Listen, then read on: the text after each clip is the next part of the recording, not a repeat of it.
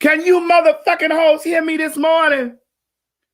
Can you hear me, or do I need to go out and start the bitch over? Because I start the bitch over again now. I'll cut this motherfucker off and start the bitch right back over. You can hear me? Okay, well, hold on then, goddammit. Hold the fuck on. It's raining outside. The lightning came through and hit this bitch. I don't know what just happened, but the lightning hit this bitch so hard a few seconds ago. While I'm telling y'all to bring your goddamn ass in here, don't you say a fucking word to me. The lightning struck outside. If you in Georgia, did y'all feel that lightning or that storm that just blew over here real fast? God damn, that shit just said, what plot? The question is, can you see me? I know you can hear me right now. The question is, can you motherfucking see me? Can you see me? Can you motherfucking see me this morning? Bring your goddamn ass in here.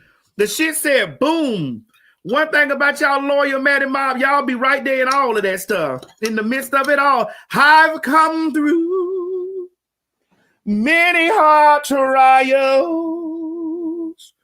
through temptations on every hand. And although Satan has tried to stop me and to place my feet on sinking sand. Listen, if y'all out here, it's raining. So bring your goddamn ass on. I don't know why the bitch did this bullshit. The lightning said kaboom. And I'm down here talking shit and telling y'all waiting on me like you waiting on that motherfucking stimulus check. You're still waiting. Bring your ass. You still gonna run your ass down there to the mailbox. You gonna run down there to the mail. Hold on, y'all like my hot top bull dyke fade? Hey, I feel like a dagger bagger this morning, baby. Hold on, let me sign in on my other shit. Cause this bitch was acting stupid, baby. Baby, that lightning came through there like a lightning. Slow headlight, a nightstand, like a lightning. I want a nigga with a wedding ring. Bank accounts in the Philippines. A black car take care of everything. See, I fuck him in the living room. I sure at home. I make him eat it while the period on. Cause I'm a nasty hoe. Red bone, but a classic hoe. Young jazzy hoe. And don't be scared, cause if you're curious, just ask me hoes. Cause just dig sucking comes quite natural. Cause I'm the baddest bitch. What? Who's bad? Yeah.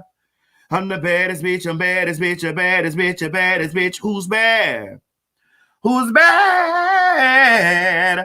Oh, yes, it is. See, I'm a curious bitch who took off from getting broke off from your baby's daddy. Because I'm the baddest bitch. Who's bad? Oh, who's bad? See, I'm employed with no boss hole. While y'all sucking dick for free, I'm broke off hole. Hey.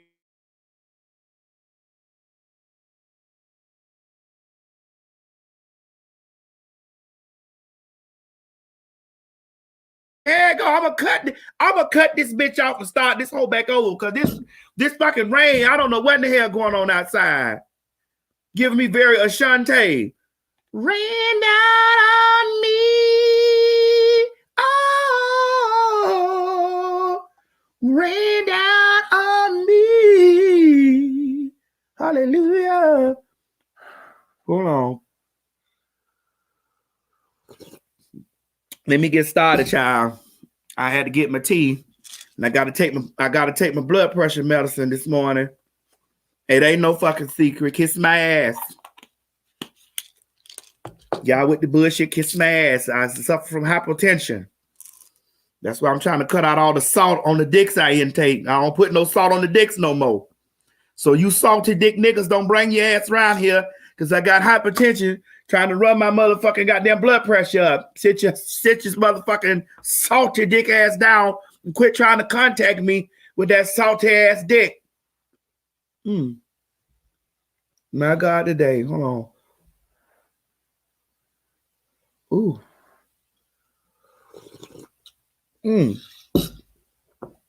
And another thing before I get started this morning, let me tell you motherfuckers about when y'all got my Cash App. Don't be sending me no requests for $500 and $600 and $1,000.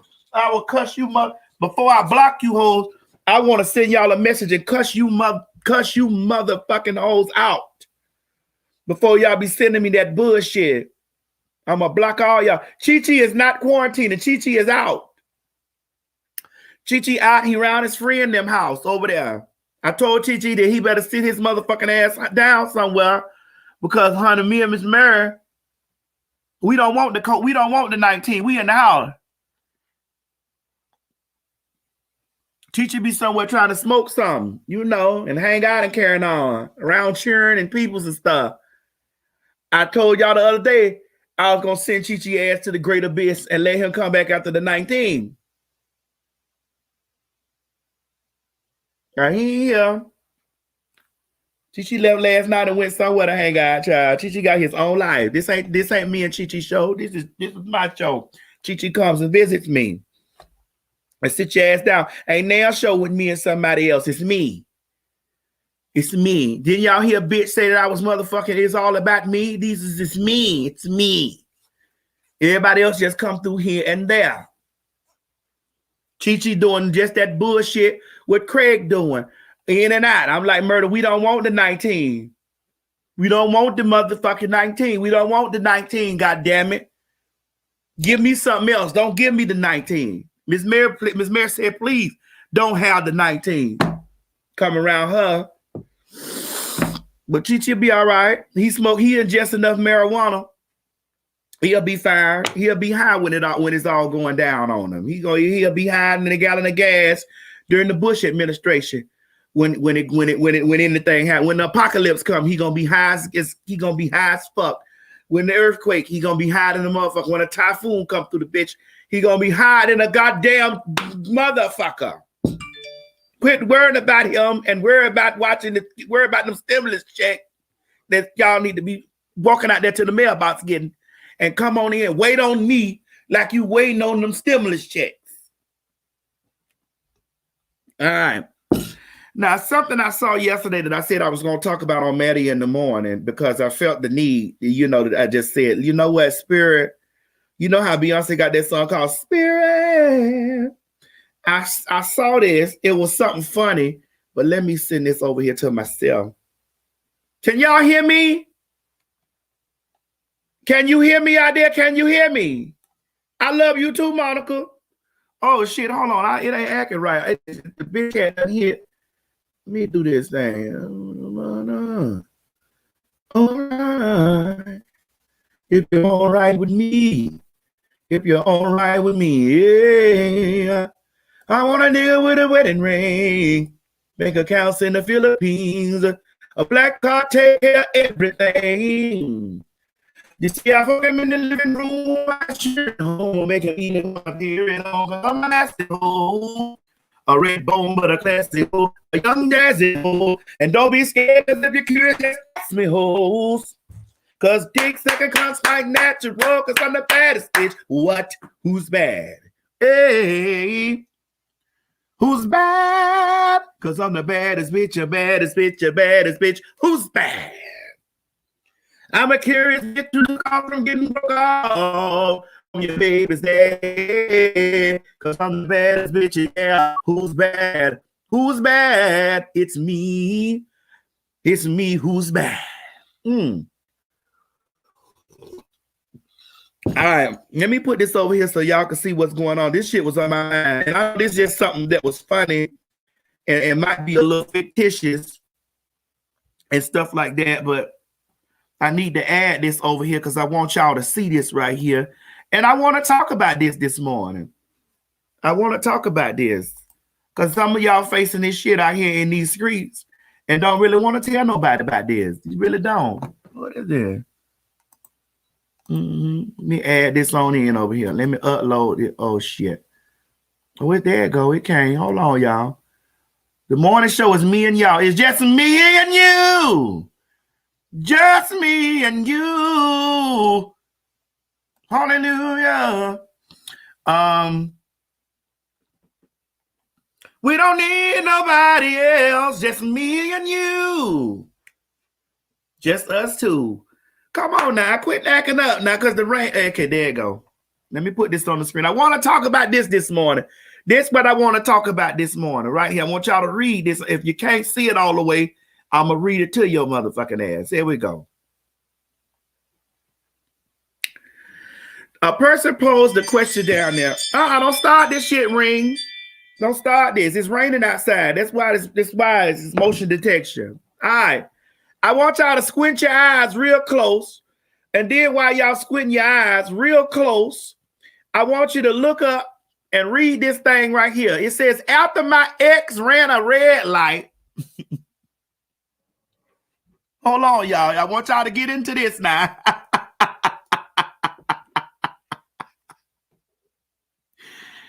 After my ex ran a red light and totaled my car, his girlfriend showed up to our accident. When she said, I'm his girlfriend to the officer, he looked at me like, ma'am, please. I know what we both just heard, but don't. Not right now. The question was posed by the initial person. How did you find out that you were the side piece?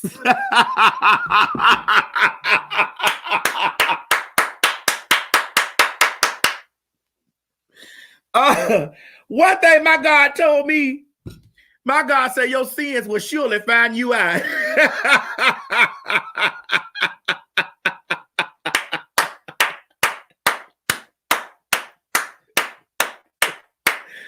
I want y'all to put your eyes on that and read that thoroughly. I need y'all to thoroughly see that shit right there. Because this is the kind of shit that be going on. Y'all, this when I be talking and y'all be like, Madison, you don't really like men. I love men. I just know what men's are. Men's is men's, baby. And even though this is sounding like a joke, and this might be a little joke to something, you feel me? People's, places, and things, they all are nouns. People's, places, and things have to understand that you know, this kind of shit is plausible. This is a possible situation. I want y'all to put your eyes close to the screen and read what the motherfucker said.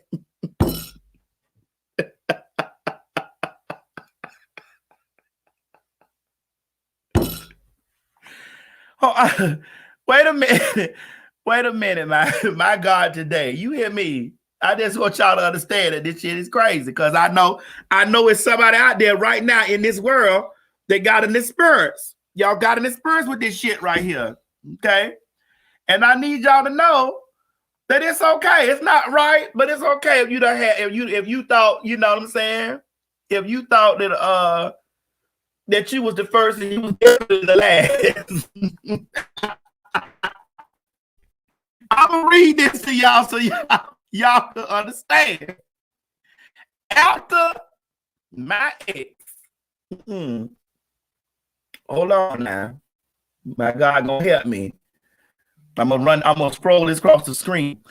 After my ex ran a red light and totaled my car, his girlfriend showed up to our accident. When she said, I'm his girlfriend to the officer, he looked at me like, ma'am, please. I don't know what we both just, I know what we both just heard, but don't. Not right now. God said your sins will surely find you out. He said that in his word. Let's talk about it. Let's talk about it. Let's talk about it. Let's talk about it. Let's talk about it. What? Let's talk about it now. Shit, it's the morning time. Bitch, I don't want to talk about, I really don't want to talk too much about the corona today, even though I know we're going to get on that bullshit. So whatever. How many of y'all done been in a relationship with a man and y'all found out that you was the side piece? You went in there knowing good and well and thinking that you know what Kelly Price song say? What's that song I like by Kelly Price, y'all I be singing? Saw you in the street one day, walking up to you, Wanting just to say, baby. How many of y'all have been a victim to this? I want to hear from the victims. I want to hear from the victims, and I want to hear from the side pieces, okay? I want to hear from the victims.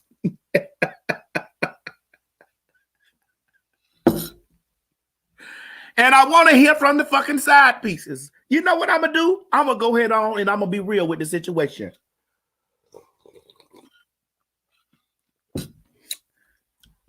I done been a side piece. Hell, I done been a side piece a whole lot of times. God damn it.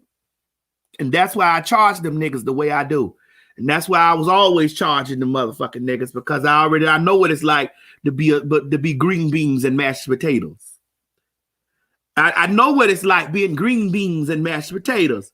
I know what it's like being motherfucking being fried rice and not being the chicken. I know what it's like not being the ribeye, but being the baked potato. That's right. I knew my place. That's right. There we go. Jared Walker said, but you knew your place. Yes, I did. Yes. Jim Tarver, you say if she the ex, then how was she the side piece? Because she got rid of that low life trash of a man. That's right, Jim Tarver. That's right. But I mean, we all have been victims to the situation. Y'all understand? You know, you go in there because 99% of the time you go in there loving on, and you know, you're going in with big energy. That's right. Somebody said be in the grits and not the fish. That's it. Come on with it. Come on, be in the fish and not the grits. I'm gonna try to get my bitch on the line. Hold on, wait a minute. Miss Mary coming down here. Dear God, Miss Mary done text me and she says she coming down here. But hold on, y'all. I had received a phone call this morning, but I'm trying to see if they available. You have reached the voicemail box. I keep reaching the voicemail box. I can't get them on the line. So I was trying to get Miss Sophia in here this morning, but I can't get her on the line. So since I can't get Miss Sophia on the line, guess who I'm gonna get on the line?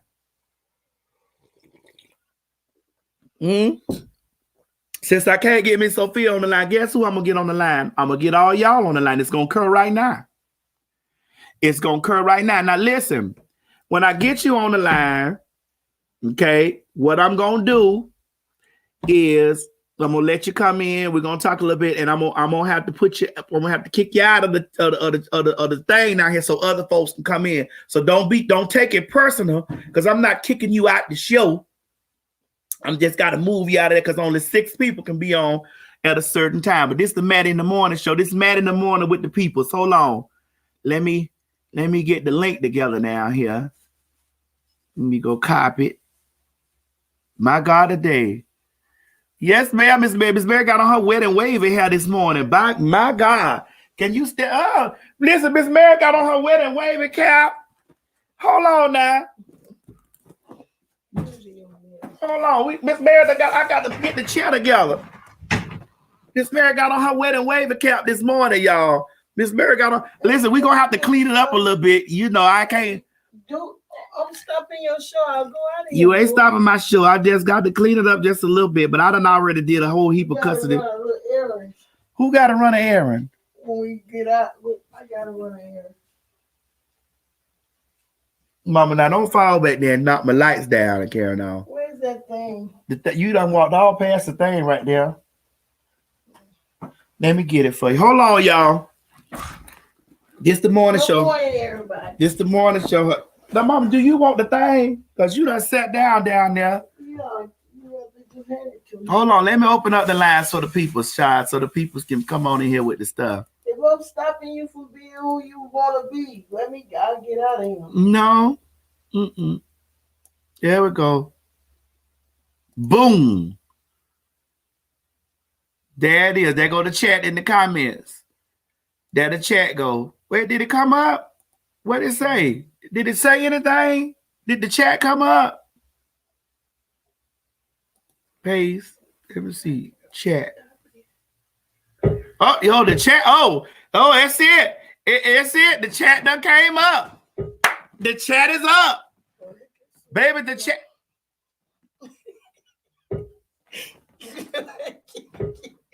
Don't do it. You know I can't get on that thing. I'm too short. Give me the thing. I'm too short. I'm too short. I got a call, so I might as well go.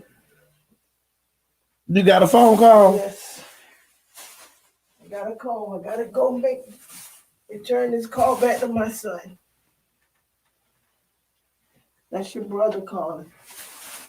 I'll be back. Maybe. Sorry to interrupt y'all.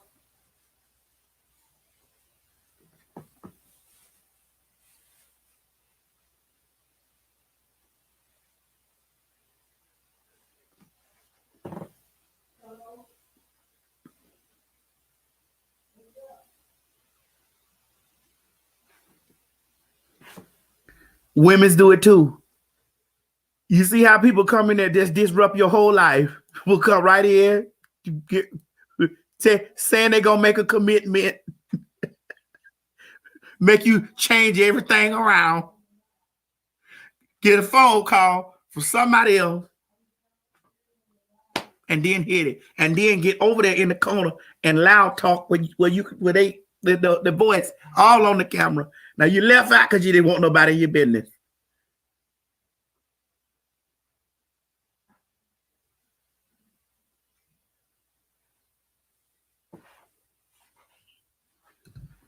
Don't talk about me behind my back, because I'm one y'all know is committed. So don't. I wasn't talking about you. Oh. That's my middle name, commitment.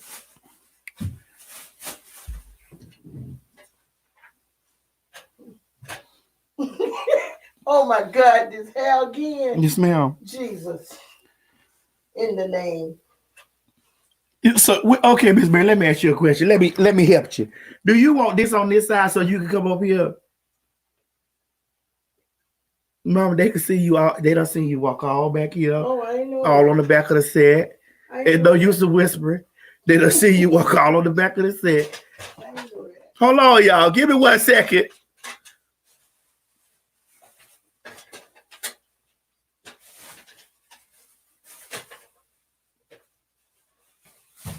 Mama, what is this? Mama, you had to bring a goodie bag with you. Mm-hmm.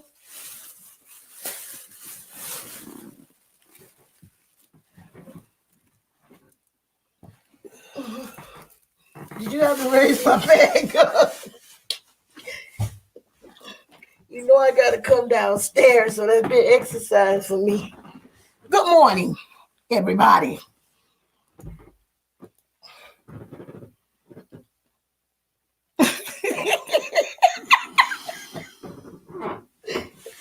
It's bored up there. How's y'all doing this morning? Bless y'all in the name of Jesus. Thank you, Lord, for giving me the strength to walk down them stairs. In Jesus' name, I pray that you bless the people this morning. In Jesus' name, all over the world. In Jesus' name, amen. Amen.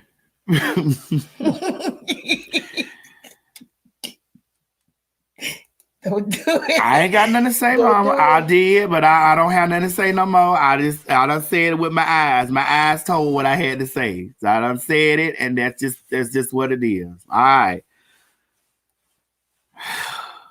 If it's something too much, I'll get out.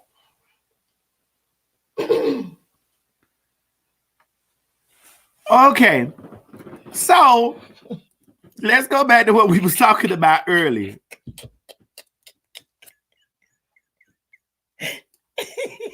I hate this. No, don't come down here with that now. I started with you. You know, I always, every time I see it, well, it's on. I want to do one of Craig number. Yeah, but it's on.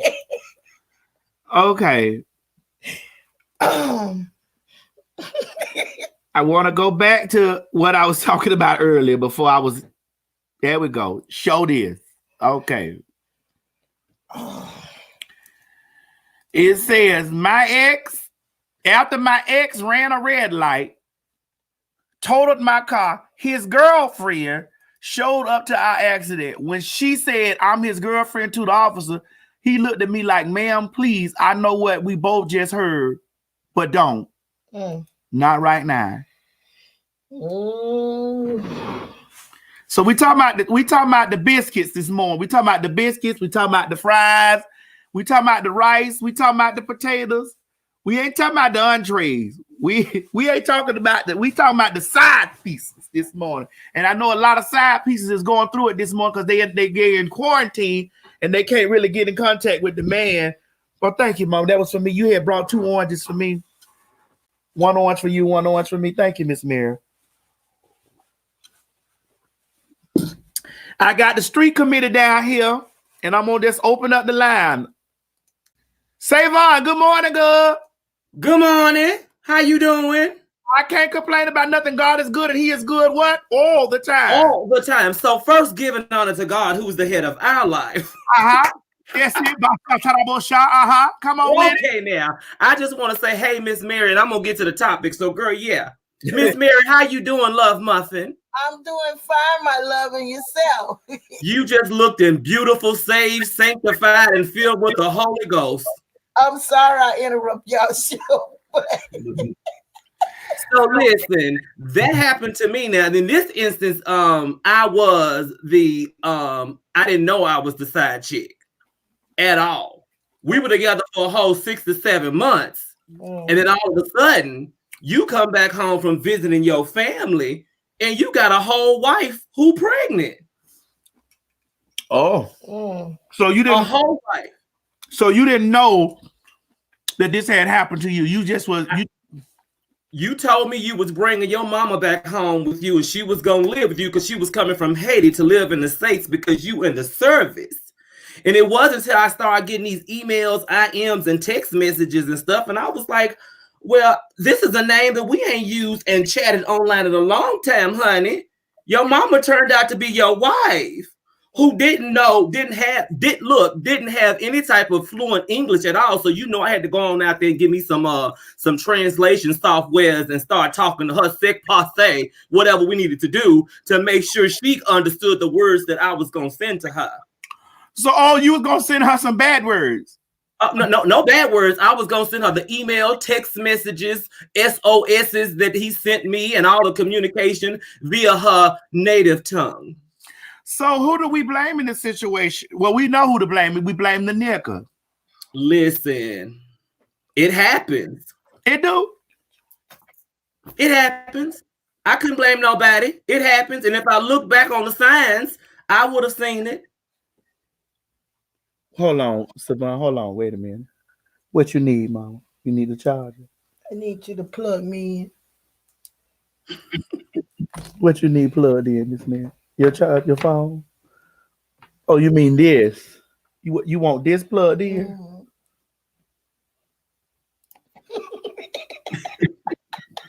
I'm sorry, man.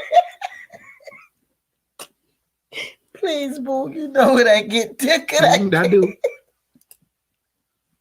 Okay, I'm gonna try. Okay. What you need, Miss Bear, so I can do it. Just get tickled. The laughing spirit just takes over. I'm sorry, baby. I don't mean no trouble. I know you think I'm doing this on purpose, boo. I'm not doing this on purpose. What you need, so I can go ahead on and do it. Plug me in that cord behind him. No, I don't plug up cords back there. I told you that thing real sensitive back there. Oh, okay. Let me see if I can plug it over here. Okay. I can read with eyes too now. Girl. I'm the master of that. Let me just plug you over here in the side of the computer. Oh. I'm sorry, y'all. Is it charging, Mama? I don't know. No. You tell me.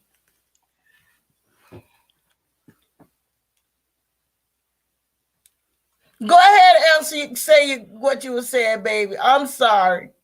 It's all right, Love Muffin.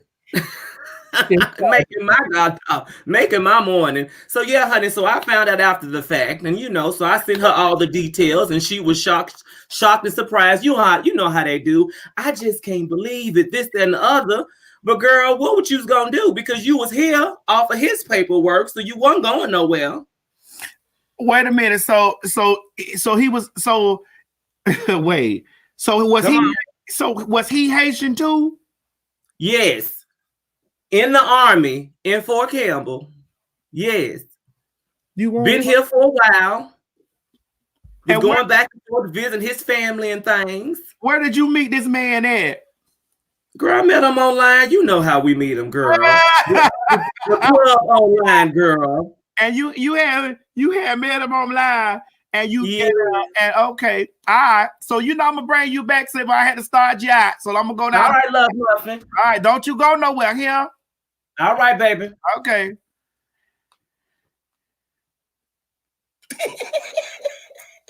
I love you, sweetheart. I do too, Miss Mary. I love me too now. Don't let me read that. I'm not worried about you reading now. I'm doing the show now. Okay. Don't start this stuff this morning, honey. Come on with the foolishness, dog. I brought you a little joy. I already had joy this morning. I gave you a little more. Spilly boy, good morning. What's going on, Trey Jewel? Trey Jewel. Miss Mary. Hi, my love. Miss Mary, why are you down here clowning this morning? Cutting up. Cutting up. That's how she left yesterday. She was cutting up yesterday. Do not encourage her with this stuff. You see that little bag that I brought down? You see, I brought my baby something. I thought about my baby, and I was bringing my baby a little vitamin C. Oh. What you looking for, Mama, that you had to grab here? My mask. It's too late, girl. It's too late. It already happened. To be a mess. Okay. All right, Trey Jewel. I'm gonna be good. Okay, Trey Jewel. Yes. You saw the topic what we talking about. So if you didn't, I'm gonna give you a friendly reminder. I'm reminding everybody because Miss Mary, this definitely would throw off the equilibrium. So somebody down on Twitter, I guess this is Twitter, had asked, "How did you find out that you were the side piece?" And the person responded and said, "After my ex ran a red light, totaled my car, his girlfriend showed up to our accident. When she said, 'I'm his girlfriend,' to the officer, he looked at me like, 'Ma'am, please, I know what we both just heard, but not right now.'" Girl, listen. Okay, so we spilling this in the morning. Yeah. Well, girl, I wasn't quote unquote the side piece, but I guess I really was. I had a whole relationship going on, and then 2 years in, I found out when it was almost time for the baby to be delivered. But wait a minute. He wanted me to be happy, as happy as him and her. Really? Wait a minute. He wanted you to be happy. Girl, I was supposed to be celebrating the fact that there was this baby coming, that I ain't knew nothing about it. I didn't even know that there was 3 of us involved, and now there was a fourth party coming, and I was supposed to be happy. Well, let me ask you this question. Okay. Did you know going in what was going on? Like, was he a piece of trade? Was he a gay man? What was going on now? We got to know the facts in this, because see, we can't go in without knowing the facts. Was he a piece of trade? No, that's the worker. I said, well, let me go on and stop messing with those boys and go ahead and mess with an actual gay boy. And it was the gay boy who did the switch up. A whole mess. Okay, so also been in the train. So this was completely unexpected for you. Yes. Okay, so the man was gay identified. Yes. Was he overly masculine gay, or was he a No, he wasn't that, but he was just A butch queen. Just a butch queen. And end up going out there. If you sniff them, girl, you can smell sugar, honey. Oh, if you sniff them, you can smell sugar. Absolutely. She obviously likes sweet tea. Okay. Oh, But went out there and stuck his whole penis inside of a woman I'm sure he did the whole thing. I'm sure. and had a baby. Had a baby. Hold on, y'all. Let us let Miss Mary have her moment. What that is? That's your Bible scripture. What scripture of the Bible did you read? It is that you read. Tell us what the scriptures say about side pieces. Can we know what the scriptures say about side pieces? Find me a scripture on side pieces, please, so I can share it with the people. With you, a concubine. That's what it's called, Miss Mary. A concubine. Okay. So I guess what was going on that you had the concubine spirit on you, and you didn't find out. So did you end up meeting the baby when the baby came? Years later. Oh, so you forgave him and went on ahead and met the baby. When the second one came, sure. Girl, it's a whole listen. It was a whole mess. I'm talking about a whole young fool, honey. A whole young fool. I stayed in because I figured, well, he was gay, child. So okay. Girl. Couple years later, baby number 2, honey. A whole fool. Was this with the same woman? Same one. Oh, well, he was still gay. Exactly. He just liked to having babies. It was giving you, me, and she. Oh, what you gonna do, baby? My baby clothes. I guess what he was gonna do. A mess, a whole mess. Okay, all right, James, that's your story. Don't go nowhere. You know, because we're gonna do a whole full panel. I'm just doing one at a time right now. Don't you move. All right, I'm gonna be asking because the peoples want to know. I'm gonna be asking this morning. All right, so right there, honey. Come on back, and take notes from other people because I know what we want to. Because baby Savon came in and say that they were Savon. Listen, can I tell you I love that Savon? I had never known Savon before last night. Loves me some Savon. Savon, she's very rich. Yes, she's very rich. Hold on, wait a minute. Let's Savon. Savon, listen, Trey said you're rich. You're very rich. Okay?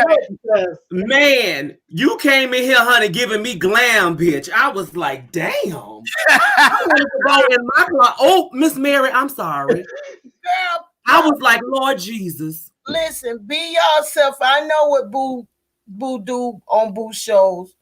I'm just trying to make sure my mama don't come out in a Rona and beat my tail because she taught me how to respect my elders and she will do it. But I saw this hair. I was like, don't let me go downstairs and start mixing in some things and come on up here with some blonde too. We got blonde ambitions, baby. That's right. That's why that man went over there and got that baby because, you know, he said he had to bring children home to the house. Anyway, we'll be back, Savon. Hold on, you sit tight. No small favors. All right, Trey, we'll be back. Sit tight. Okay, see you in a bit. Okay. All right. Darcel, you know I'm coming over here, Miss Darcel. Good morning. Hi, Maddie. Hi, Miss Mary. How are you ladies today? All right. So, Miss Darcel, have you ever been a victim of being a side piece, or have you ever had the experience of a side piece? Come on. Both.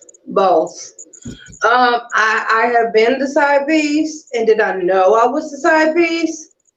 And because I didn't find out until we were like months into our little situation, I stayed in that.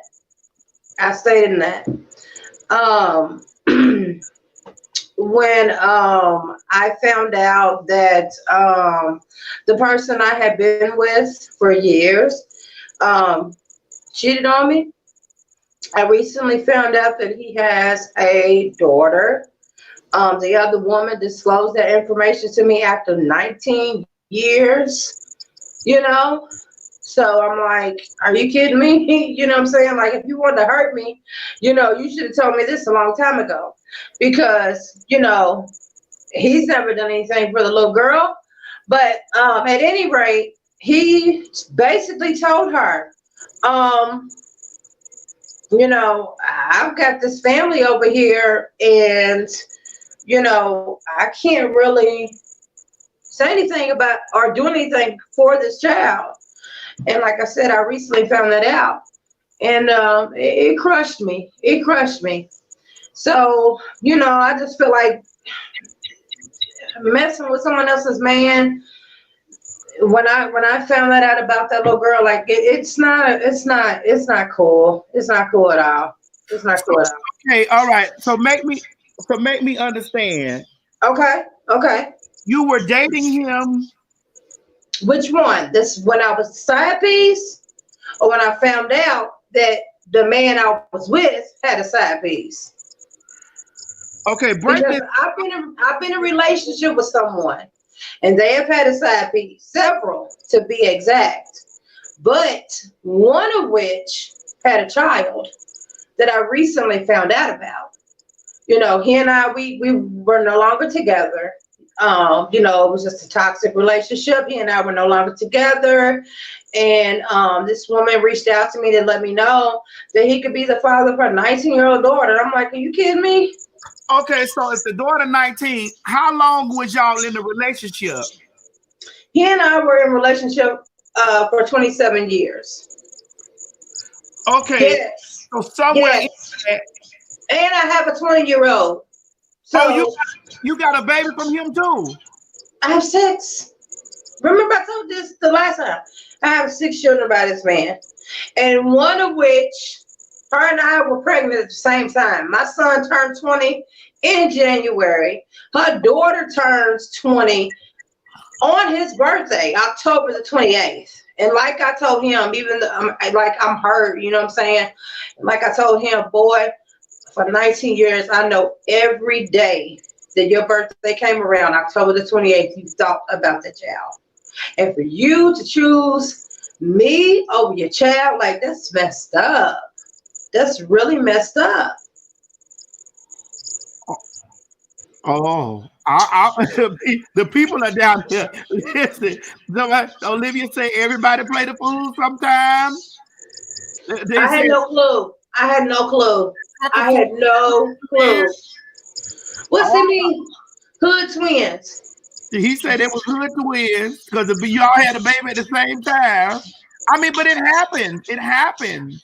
But it's not right. It's not right. We were, you know what I'm saying? We were like together. We had 6 children together.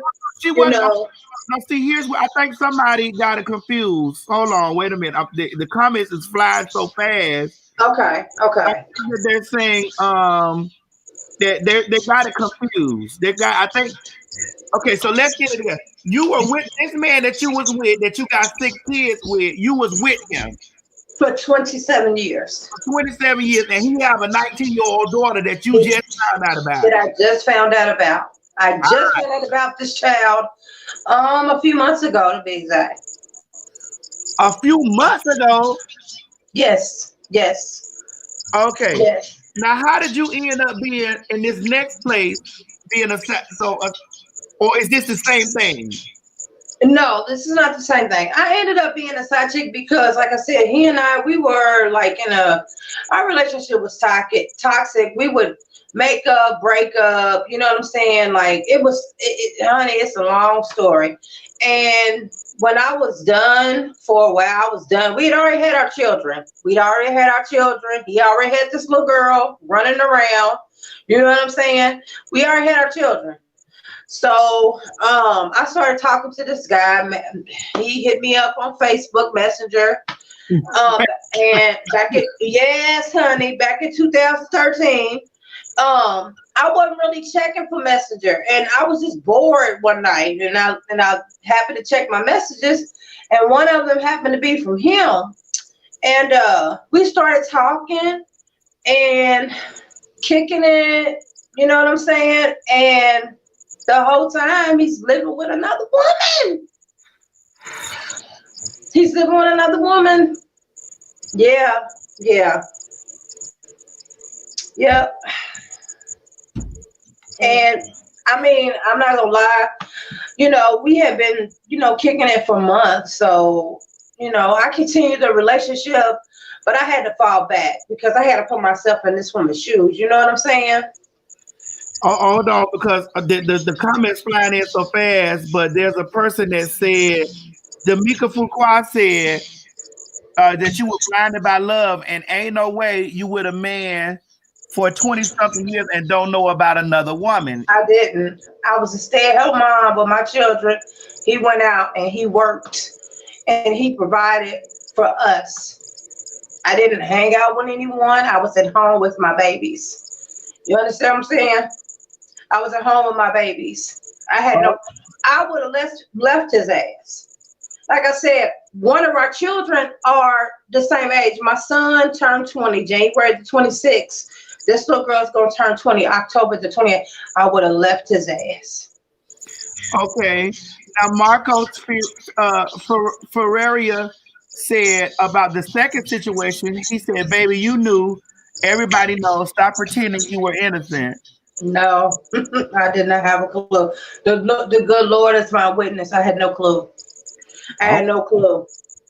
Okay. Until this heifer decided to, throw that in my face. You know what I'm saying? Till she decided to throw that in my face. I don't even know who she is. She been knowing me. You know what I'm saying? As a woman, you got this baby that you're raising on your own. Not one time did she ever take him to court for child support. Not one time did she ever show up at our doorstep with this little girl. You know what I'm saying? So how am I going to know? How am I going to know? Okay. All right. Well, listen,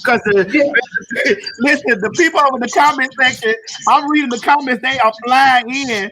And the people is like, wow, I don't know. So how do you know? How do you?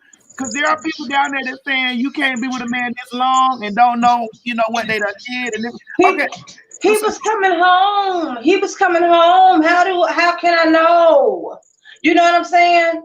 Like, I let him live. Like, if he wanted to go out with his friends and stuff, I let him live with grown. You know what I'm saying? I'm not going to have you on a leash. I let him live. And he brought his butt home. He brought himself home. She was the side chick then. She was the side chick then. You know what I'm saying? And like I said, I've been a side chick too. And I did not go into it knowing that I was, but once I found out, I continued. So I was wrong. I admit that I'm wrong for that. I'm wrong for that. Because I just felt like you shouldn't, hurt another woman. You should have more respect, not only for yourself, but for the next person. Parker Balboa said, I would have measured his girl. Listen, let me tell you something. After my 19-year-old son, we have an 18-year-old and a 16-year-old. So the sperm was working. He was very fertile, baby. Let me tell you, very fertile. I don't know how many other women are going to come out of the woodwork. He was very fertile. But all I know is I had no clue. No clue. Listen, my girl Regina D said, if you don't look for nothing, you won't find it. But That's when you look for it, you find it. She wasn't the type to play the FBI. All right, Regina D. He didn't give me and I agree with her. He didn't give me a reason to. He brought his butt home. We did things as a family. We went out as a family. You know what I'm saying? He wasn't like, it was my choice sometimes where we wanted to go. It was the kids' choice sometimes where we wanted to go. So he wasn't afraid of running into this chick. You know what I'm saying? But I agree with her. You know what I'm saying? I didn't have a reason to play FBI and look for things, or go through his phone to see, if he's talking to other people. The man was coming home.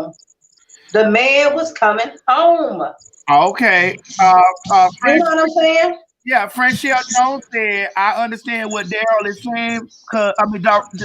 Darcel. Because my mama went through that, but she didn't say anything until she got checked at the doctor, and my dad had to confess. Oh. What does she mean checked at the doctor? Oh, he was bringing her diseases back. He was bringing her back diseases.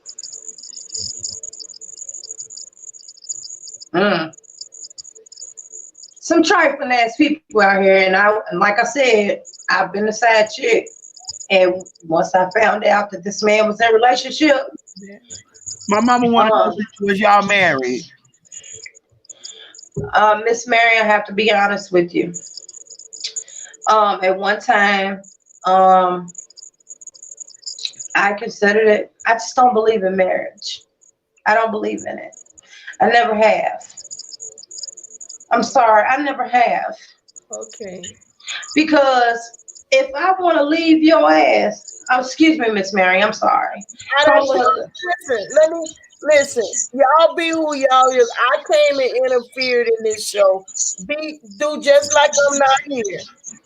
I can't disrespect you, though. I'm sorry. I'm sorry. You're not I love you. I love you. You're my elder. And I have so much respect for you, Miss Mary. But I will say this: if I want to leave you, then I'm not going to pay. You know what I'm saying? I'm not going to pay.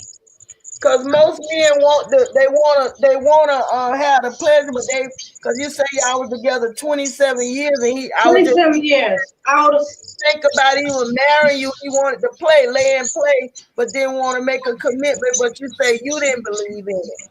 Right. And what if she had showed up at my door? I'm gonna have to come up with all of this money to divorce him? To divorce him? Like, no, I don't believe in marriage. I'm sorry. Even as a teenager, I never.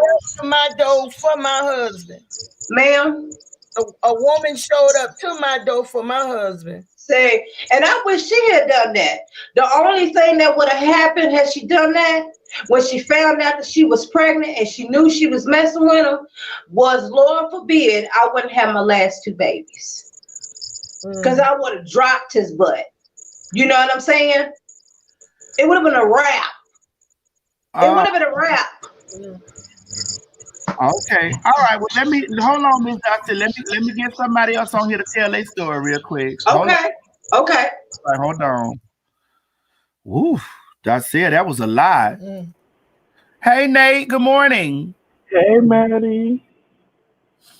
How you doing? Can you hear me?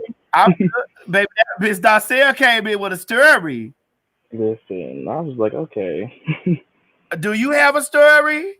No, I don't have a story. I was just coming on here to actually just see you and say hi, Miss Mary, and hi, Maddie. Hi, baby. And, you know, this is the first time I ever done this. Okay, so we want to know. We listening for all side chicks and victim of side chicks and stuff like that, or whatever. You know, we like you watching the show, but I want you to put in on the input. So you know, when I open it back up, so that we could cut up Carrie and Key. Then you come on back here, but baby, we got to get these teas together, baby. You know. Right. Okay, I love you, and we'll be. Thank you, baby. You're welcome. Thank you, and we're gonna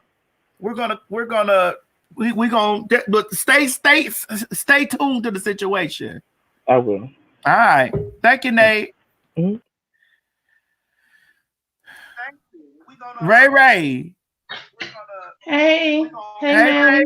What you got on it? What you got on it? Do you got 5 on it? What you got on it? Well, you know, I logged in at the beginning when you announced, and I don't have a story, so I'm just gonna say, hey, hi to you, and hi to Miss and that us in California are pleased, and we can't wait to see more of you on whatever network you're gonna be on. Oh, well, thank you very much. Thank you, child, honey. Who knows what God got, honey? We just got to get past the COVID, the 19. I know, right? We got to get through this Rona mess. It's putting a plum mess on everything, child. I mean, everything. And definitely on side chicks. Death to side chicks. Is that how it goes? Death to side chicks. All right, Miss Ray. Thank you for talking to y'all. Bye. Bye, baby. Okay, we got Dottie down here. Dottie, honey, what's going on, girl? And listen, Miss Dottie. That story. Oh, Miss Darcel came through. Listen, stuff like that happen. Really, I done heard my mom and my grandma and them tell stories like that. And you know, my daddy, my mama told us some stories about my father. How the woman called her on the phone telling her, yeah, bitch, I wash his clothes. Sorry, Miss Mary girl. I wash his clothes and all that stuff. My mama said, well, hell, you do everything that I do. But you just make sure you send that check on back home with me. They can be who they want to be. He ain't gonna do that. It says it can happen. I was with a man for 10 years when a side chick of 2 years called me. She is now his main chick because I left that fool. I thank her every day for calling me. Yeah, because you know what? She left him. But whoever that side chick is, she going through the same mess that woman was going through while she was with him. Because whatever he do with one, he gonna do it with the next one. He doing the same thing to the other woman right now that he did to the wife or the girlfriend, whatever. He doing the same thing. Yeah. Same thing. They don't know how to change. They barely change their drawers. So you know they ain't changing the way they act. They ain't gonna change the way they act. They ain't even change the drawers. Hold on, here you go. Eugene Hardaway said, okay, so I didn't start off the side piece. We both were on break. Ended up smashing. Then he went back to the ship. I temporarily was a side. We got married, so I could kind of understand, but it's a feeling you gotta like know. Okay. Okay. All right. Hold on, Miss Dottie. Hold on. We're gonna be right. Hold on. They pattern change when they go to cheat. It's something in their pattern. Yes, it change is. That make you. Now I know damn well you ain't coming on here to myself. You was no side piece. No, Maddie. I know you was not. No, you not coming on here talking about something. You was no side piece. No, you better have had your young behind in school talking about some side piece. I would be at school if this damn coronavirus wasn't going on, girl. I know you would, but you better not. I better not never get no information that you was no side piece nowhere. And you won't. And you won't. I'm listening. I ain't never been on side piece. I ain't never gonna be. But I do want to comment on Darcel. I just want to say I feel for her for real. That is sad. 25 years. She's a 25 years. 20 years. She's 20 years. And then she said that the guy 19 had a night. She just found out that he has a 19-year-old daughter. I didn't even hear all that. I've just heard about the side piece and everything. And my whole thing is, and everyone's in the comments talking about, girl, how you supposed to know that? You ain't gonna know that all the time. Girl, men are sneaky. And if the side piece don't want you to know either, girl, women are sneaky too. They ain't gonna let you know. If they don't want you to know, you ain't gonna know half the time. And like she wasn't searching. Right. So I just want to say my heart goes out to her. I feel for her for real. I know.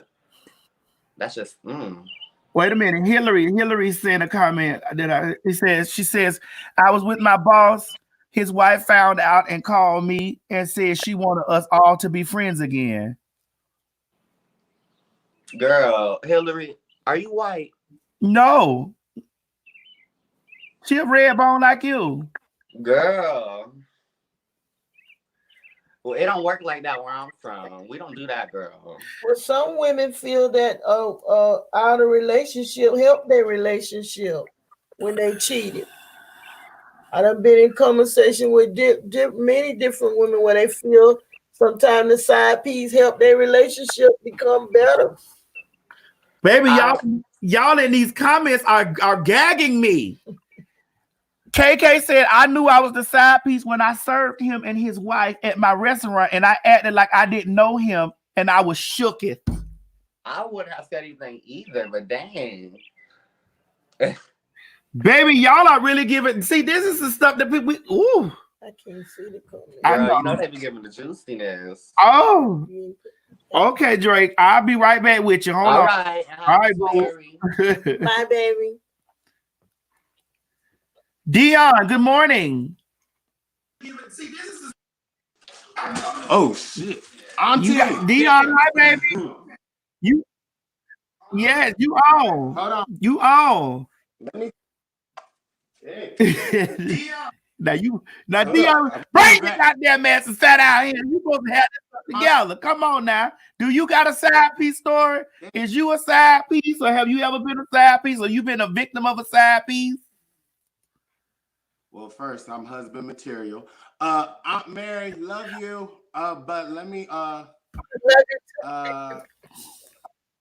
I'll say this was high school though. This is I don't really consider it, but there was a dude one time who him and he was like really feeling each other, and we was on the damn bus and we were about to kiss, and then I'm telling my friends like, oh snap, I was about to kiss so and so, and then they're like, but he talking to one of our female choir members, and that was his best friend at the time, and I'm like, really? Like this boy was very feminine, feminine, and I'm like, how she not know that he gay? And then when we was in junior year, no, when I was a junior, he was a senior in high school. She would be walking around the damn school giving me dirty looks, and I'm like, I don't talk to this dude. I don't deal with him. I'm not side dude material. I'm husband material, so I'm not gonna play in that. So I'm like. Wait a minute. Hold on. I got to get this. I got to let this comment come up on the screen. Wait a minute. I can't.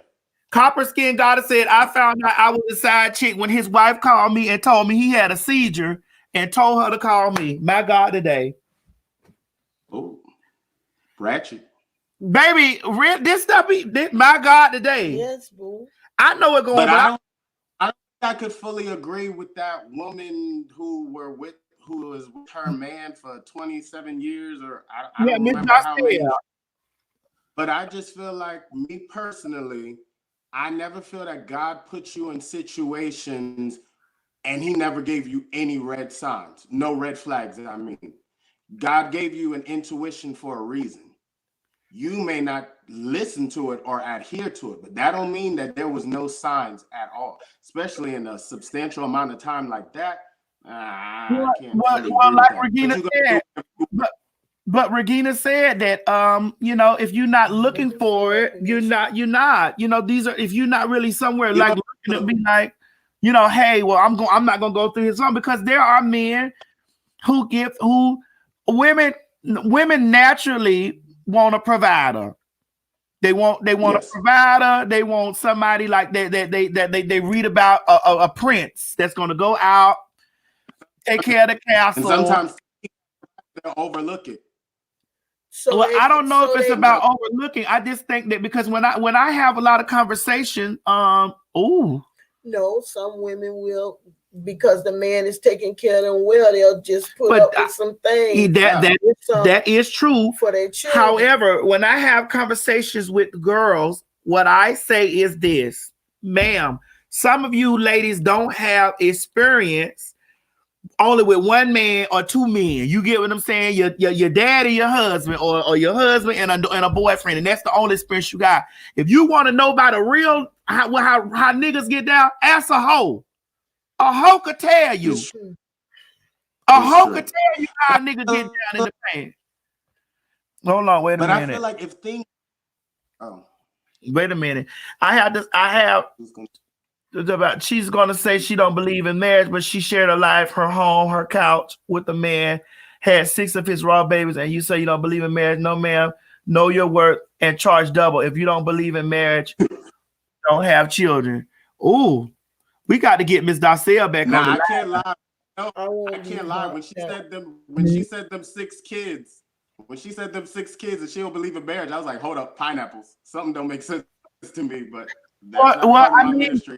She don't believe in marriage because she don't believe in the institution of the split and having to split her money. That's what she's saying. Like, I feel her the same way. Have to split, but you still could split your money if you have 6 children. There could be a possibility that the children can be in his custody, and you still got to cough up some money for child support. So, I mean, either marriage or children. I personally think children is a way bigger responsibility, and 6 damn kids, that's a large responsibility. I wonder what's it, the stimulus check or something bill we're gonna get for this coronavirus? Tyrone said you cannot impose your religious belief on other. Marriage is not for everyone. Okay. Don't feel no, I didn't say marriage is for me personally. I'm not saying marriage is for everyone. I'm just saying that I can't necessarily say I understand when you say you didn't want to spend extra money, but then you have 6 Kids are a mouth to feed. That's still money that's gonna come out. So either way, dealing with that individual, you're gonna spend some form of money. Okay. All right, Dion. I'll let you back on in a second. Hold on. Let me get Randy on here because I see Randy done went out and came back in. So let me get Randy, and then I'm gonna do a whole collection of the girls, and we're gonna talk because I got to use the bathroom. I got to pee. I just took my blood pressure. That's how that blood pressure medicine. Auntie, I'm in Miami. Yes, come on, Miami. When you came here for that Miami show, I was that singer. You were singing, show was, honey. Yes, because we had what Funky Dineva. Yeah, it was 4 singers. Then we had like 4 singers, 4 or 3 or 4, one of them. I think it was 3 or 4. It was yeah, but don't go nowhere because I know the folks gonna get in here. I gotta get Randy. Hold on. Hey, Randy, how you doing? Hey, TS. What's going on, honey? Not much. Bored working at home. Have you ever been a side piece, or are you a side piece now? I've been a side piece. I've had side pieces, but I'm married now.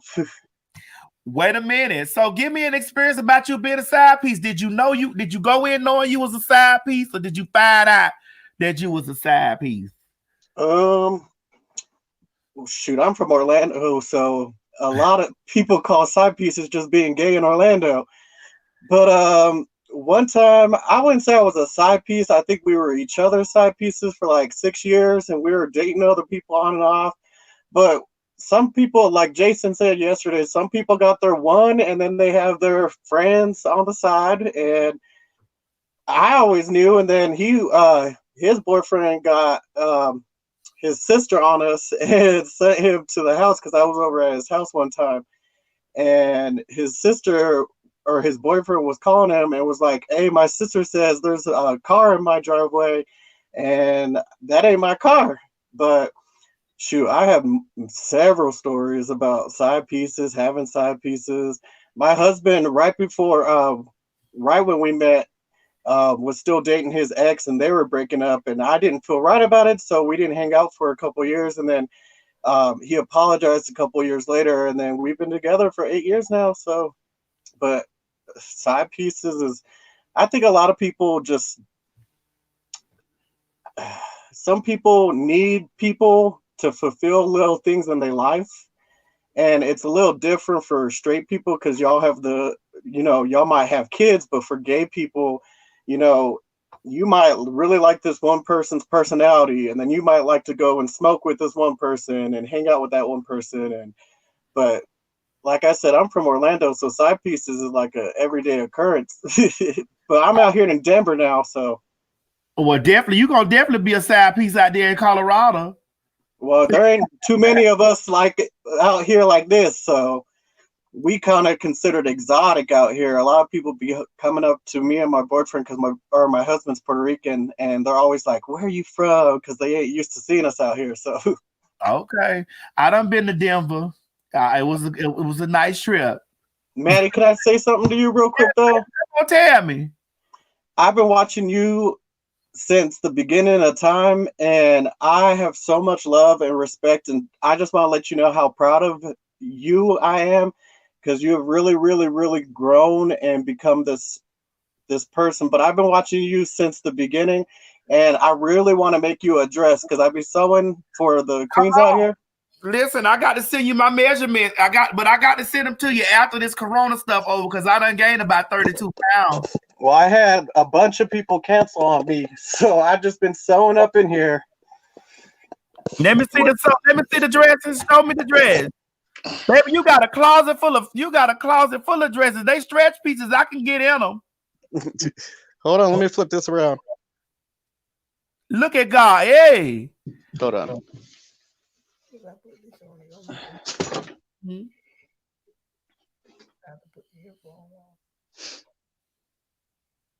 That's one of them. Yes, dress. Yes, dress. Now listen, Treasure down there eyeing that dress, that one you just pulled out right there. I see Treasure down there eyeing the dress. Listen. For a train. Oh.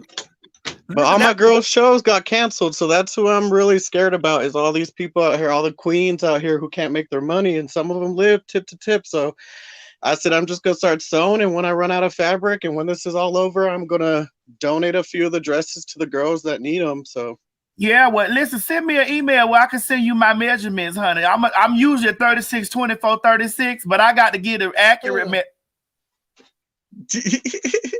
I got to get the accurate measurements together.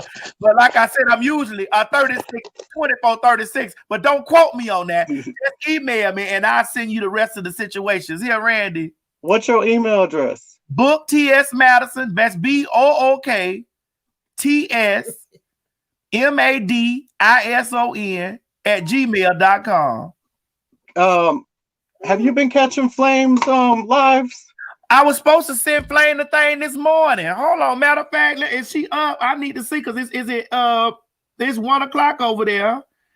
Flame's really been getting me through chilling at home because she be on all the time and she just talks to the people, and I'm so thankful for y'all to be here talking to us. She called me yesterday and I told her I wanted to bring on the morning show. I did say that to her, but we loaded in here. Now I have to bring her on tomorrow. If I come on tomorrow, I bring her on and we'll talk some stuff tomorrow.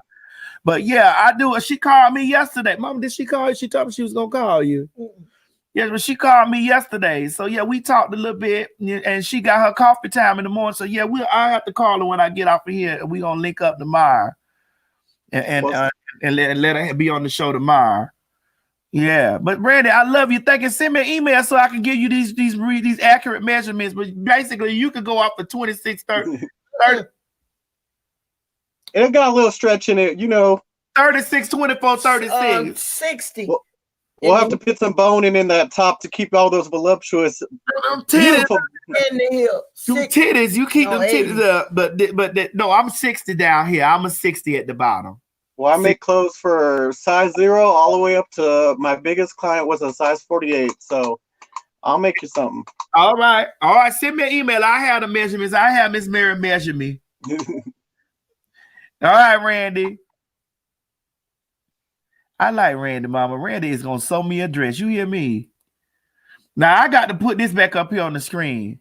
Bonita Poker said, I found out I was a side chick after the guy died. That summer, he told me he was going to Dominica to check on the progress of the home he was building out there. And long story short, he went to marry the mother of his son. 2 months later, he died.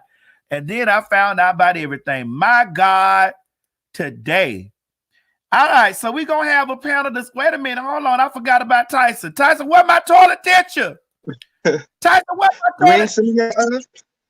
You ain't send me your P.O. box. Didn't I tell you to email me, Tyson? I just got I got it from Randy when you was talking to Randy. I got the have you ever been a side piece? A couple times I was almost the side dude. Almost doesn't count. So tell us when you were a side piece. Let me know. Have you been a side? Have you went in really knowing? Because I'm finna open up this discussion and I'm finna let the girl. I'm finna bring Darcel on, Savon on, and Spill It Boy, and because I need them to have a conversation with Darcel because I know Spill It Boy got a whole heap of questions, and Miss Dottie. Spill It Boy, his face was beat. I love it. He need to come on like that a lot more. So have you been a side piece? So it was this guy I was talking to. I was, you know how we do. We meet up on Jack, Grindr, whatever. And if it's a bit good, we meet up again. So I went to meet up with him a second time, and he was like, "Let's go in the basement." So he had it like decked out. There you go. He had it decked out, and I'm trying to figure out why when he's talking to me, he's talking really low. You looking at your phone. I'm trying to get this Mary to be a part. Got up here. Hold on, Tyson. She got up here. I'm trying to get her to be a part of the show. How you gonna sit up here and sit right by me and then sit here and look at your phone and the people looking like Miss Mary ain't paying this stuff no attention? She the kind of listen. Okay, come on, Tyson. Come on. So you met him on Jack. He stuck it in and pulled it out. And then you liked it. Something like that. I just begged. Something like that. We in the basement and I tell him I gotta use the bathroom. So I'm trying to walk upstairs. He like, oh nah, just wait for a second. And I start hearing footsteps upstairs. So I'm like, I know I ain't your dude, but I want to know who else is in this house with us. So he's like, oh, yeah, my kids is home from school. I didn't know you had kids. He's like, yeah, a 5-year-old, a 7-year-old, and a 12-year-old. Now, this is the second time we meeting up. So I'm shocked, but I'm not in it like, why you ain't tell me you had kids and shit like that. It's just something I think somebody who's gay would bring up so that there's no type of shit to be talked about. All right, well, hold on. Let me, because I need to add this on, and then I'll be right back to you, Tyson. Hold on. Baby, these stories is real interesting this morning. I'm really getting the tea, golly. Hey, Natasha, good morning. Natasha Milan, hi, baby. Good morning, honey. Good morning. Good morning, Maddie. Good morning, Miss Mary. Hi, my love. I know that voice. Mm-hmm. You're like an aunt in my head. Like Trace a little bit to me. Yeah, okay. Well, anyway, my story is I was going with this guy in New York. We were together like 10 years. So we had planned a trip to North Carolina where my family is, but we were going to stop in Norfolk, Virginia. Now, this was a car trip. So it was me and him. I'm all excited. So when we got to Virginia, we had a ball, and I noticed he was, making calls and stuff, but I didn't think anything of it. Then we hit to Durham, North Carolina, our destination. Then he pops on me that he is going to. Now, this is when I first started driving, so I was scared to drive back to New York because he popped on me that he's going to Orlando, Florida, flying his first flight, and showed me the tickets. I'm like, what the hell? So he said, I'm going to be a bodyguard at some club. I said, well, how am I going to go back to New York? Well, you can drive by yourself back up there or get one of your friends. Well, long story short, come to find out, he went to visit another trans girl in Orlando, and she lived in Melbourne, Florida, if I'm not mistaken.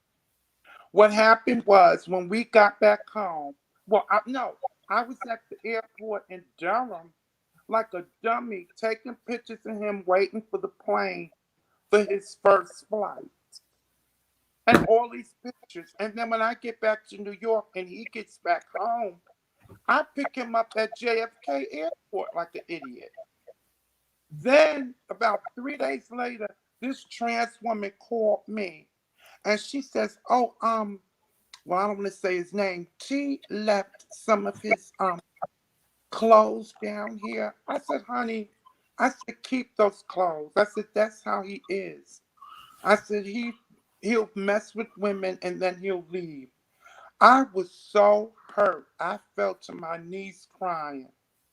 When he got in the house, I banged him so hard with the telephone.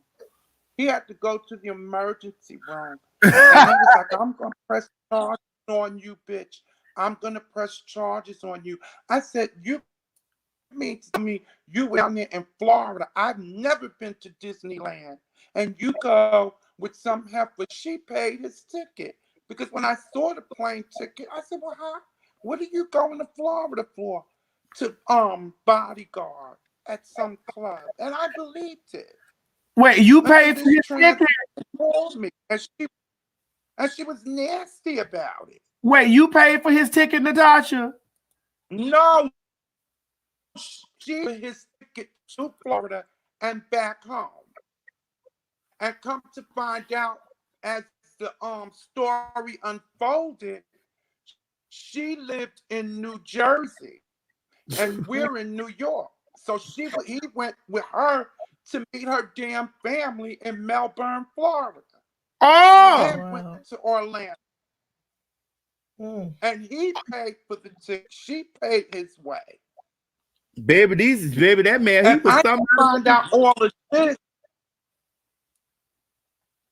What, Natasha, did he have any? Well, my question is, did he have some good dick?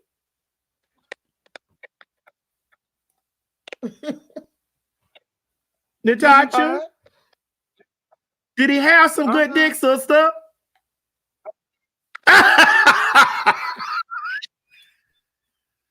Usually that's what it is. Yes, he was in and out of jail, so he had the body of life. I lived for his body. So I was hooked on the body too. All right, Natasha, hold on, Natasha, hold on. New York to beat my behind. Well, girl, she was crazy. If she calling another person's phone where a nigga live at and telling her that she gonna come there, she crazy. But hold on, Natasha, because I gotta get Miss Darcel back on here. Because I know, hold on 1 second, don't hang up. Let me get Miss Darcel back on here. Let me get the team on here. Bam, bam, bam, bam. There we go. This how I want to do it. Miss Darcel. Yes, ma'am. Now you done seen the people out there in the comment section. They been saying they didn't understand your story. They said it's a lot of holes in the story, and we got the girl on the case. Miss Dottie, do you want to say anything to Miss Darcel about her story? Well, can I reiterate something? And maybe they missed the part when I said that our relationship was toxic. I met him when I was 16. We had our first child at 17. Okay. And at 17, he was in the streets. He was messing around with other women. You know, I was fighting. You know what I'm saying? And I stayed with him because I loved him. You know what I'm saying? Like, we had a toxic relationship, and I said that from the beginning. But over time, he changed. You know, he got out, he worked, he hustled, he did. And I worked too. You know what I'm saying? So basically, he got better. He got better. He got better. Hold on, let me see. Hold on. Wait a minute. That's Miss Darcel. What's going on in the background? I had to hear was that you. What's that? What do you mean? I hear some bells. I can hear the bells. Well, I don't know what you're hearing. Okay, well, hold on, Miss Darcel. So you don't put it out there. I'm gonna let the street committee get in. Hold on. Now, Miss Dottie, you heard Miss Darcel. What you got to say about Miss Darcel? I heard what she said, and it sounds like they kind of grew up together. And a lot of times that does happen, that people get in a relationship with somebody young and they end up staying with that person because that person is what they know. It's what they become accustomed to.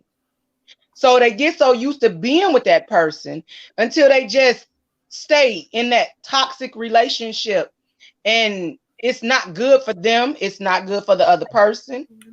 And I kind of don't know how you raise children in a toxic relationship with somebody like that, because between having kids and constantly, you know, arguing and fighting and going against one another is, I don't know. I just, and I'm not saying that anybody's life is perfect. Mine wasn't. You know, I grew up in a household where my parents argued while I was young, you know, so I experienced this growing up.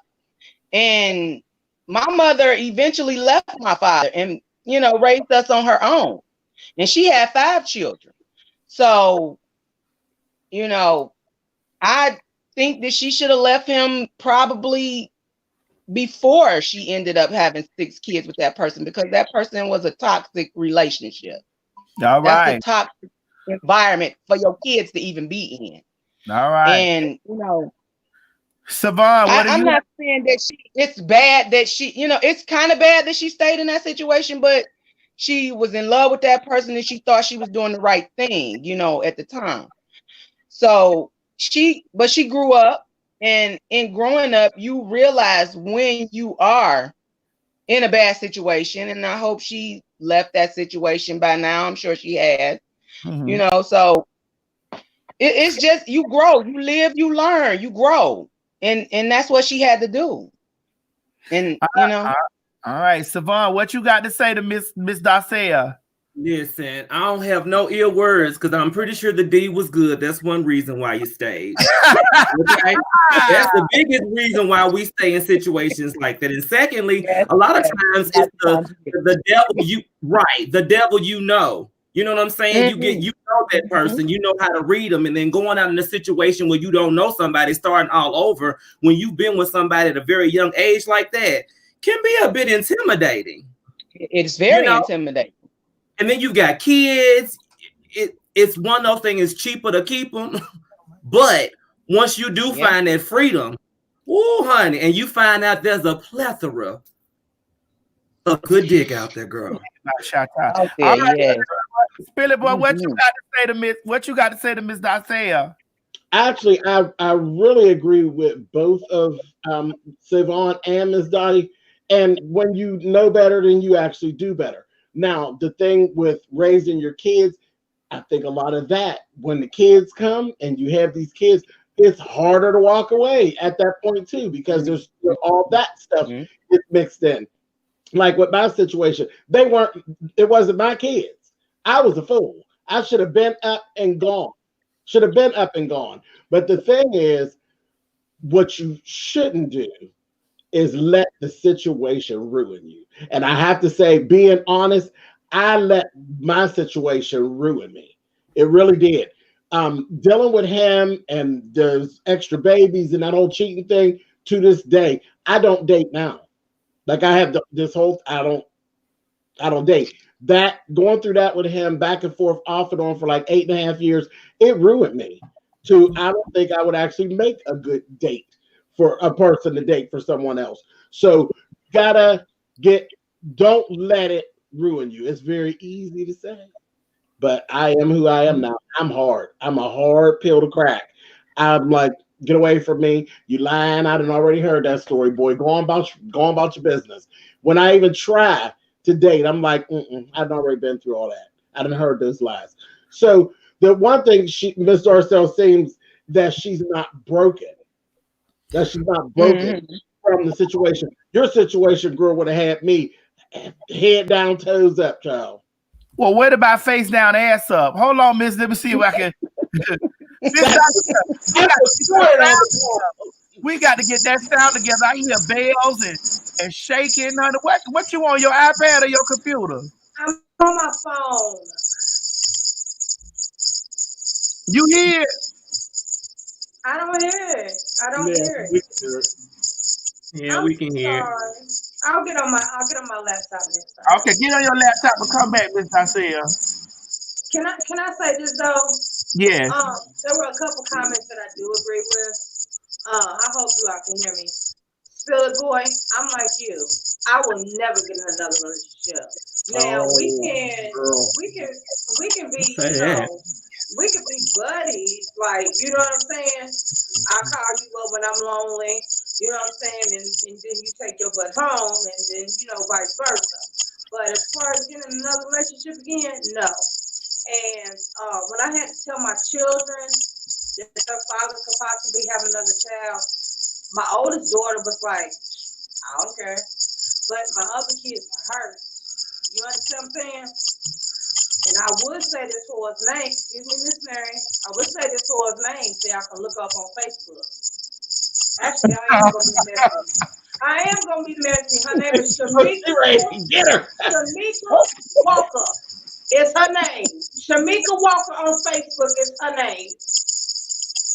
You know what I'm saying? You could have knocked on my door and told me. You know what I'm saying? You could have knocked on my door and told me, so that I could have left a lot sooner than I did. Shamika, Walker, SHAMEKA. WALKER. I'm blasting her all over, man. Her and the daughter. It's the same thing. Baby. Ain't changing. Miss Darcel, get on your laptop, girl. I'm tired of this song with all this banging in the background. And there is another song, honey. You should have told me I wasn't good. Yes. You should have told me I wasn't strong enough. Miss Darcel put it out there like, go get her, y'all. Miss Darcel was like, whoever Shamika Dawson is, or Shamika, whoever. Miss Darcel was like, no, ma'am. Miss Darcel said, Shamika everything spelled it. WALKER. Okay. So I mean, y'all, we done been on here an hour 40 minutes, and it's just like, child, I done found out that there have been a lot of people that have been knowingly side pieces. There have been people that have unknowingly been side pieces. There are people who are just, side pieces, but they are, it was by choice, not by. I don't know. It's a lot. I feel like I became an involuntary side piece. He was mine's first. And my situation is so weird because that's generally what happens the other way around. There'll be a woman dealing with a man and finds out that one of us is playing around in her backyard, not the opposite way around. So when that happened, that's how I ended up being there for the second go round. So I'm like, well, lightning don't strike in the same place twice, don't it? Don't it? Listen, woman, another baby, and it just was what it was. But I feel like involuntary side piece. Hold on, we got somebody else that want to tell a side piece story. I think. Queendom, no king. Girl, where your sound at, sister? Sister, where your sound at? Sister, please, we got to hear these stories. We want to save a side piece life. We want to save a wife life. We can't hear her. She's gonna have to log all. She'll probably have to log all the way out. Log out and come back down. Yeah, they said you got to log out and log back in.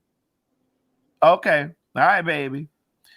Well, I'm gonna tell you something, Maddie. Though, so for mine. When I found out, I called him on his job and I was like, so your wife just hit me up and sent me all these messages. And he was like, no, that's my ex-girlfriend, this, that, and the other. So your ex-girlfriend, I thought it was your mama. I said, so when you get home, Lucy, you got some explaining to do because I done gave her the keys to the book. She got the keys, she got the messages. They've been translated in English, Spanish, Italian, whatever she needed. And French, because that's what she speaks natively. So when you get home, she got some stuff to say. They ended up getting a divorce, and he ended up back in my DMs. Hold on, wait a minute. Donna, Lady Boulder said, my brother just said that an entree isn't an entree without the main meat and the side pieces. Got a point. Out of order. But you got a point. I mean, that's how a meal do come. Yes. A good meal do come with two sides. Right. But it just make me a snack. Indigestion as well. You say it gives you indigestion. Oh boy.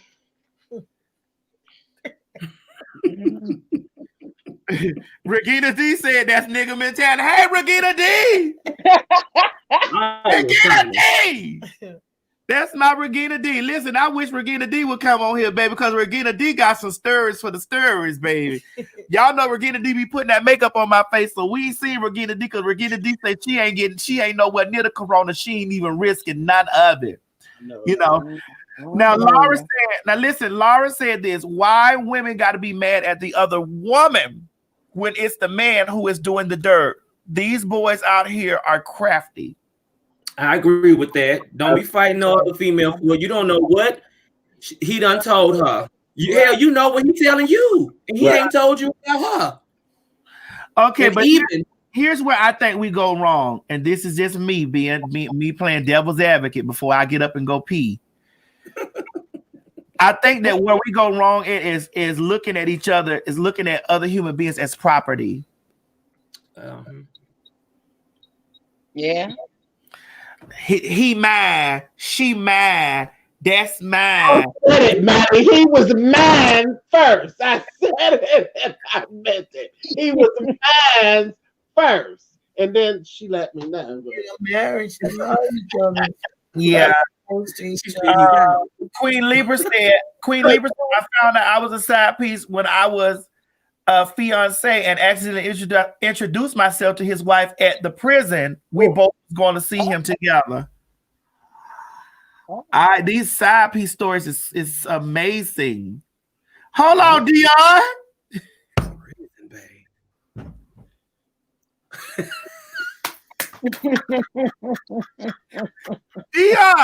Dion Claus say I was Regina's side piece. I found out on Beyond the Beach.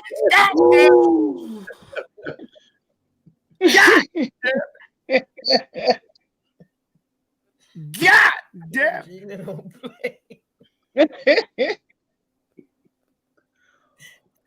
I have been on and off with a man for 6 years and still waiting for him to get his shit together.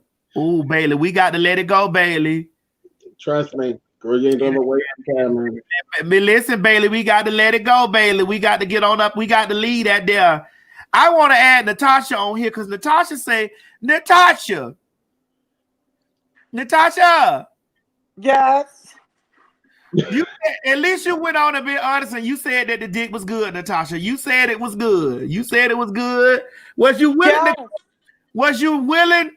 Was you willing to go through that?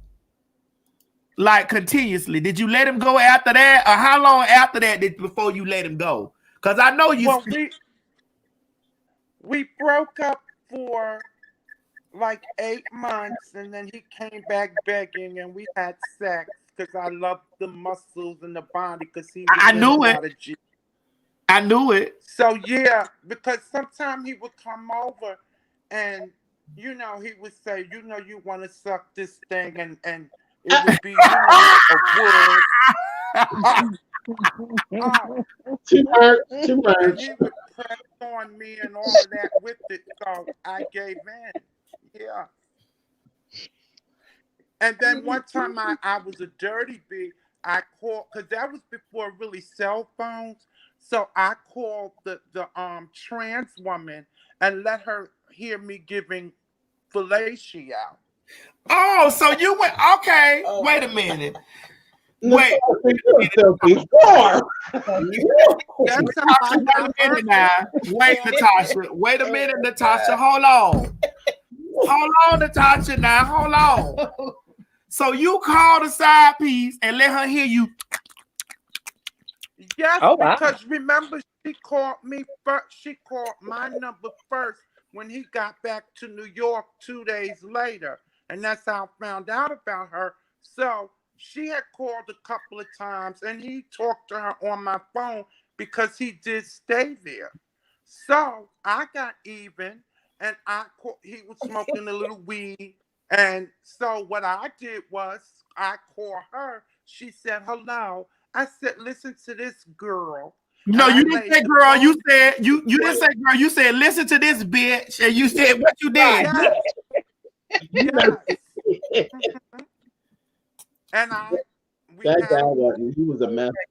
But she threatened to come to No, she lived in New Jersey. She threatened to come across the bridge to New York to beat me down, honey. You and I told him, for if you get her our address, I will gag.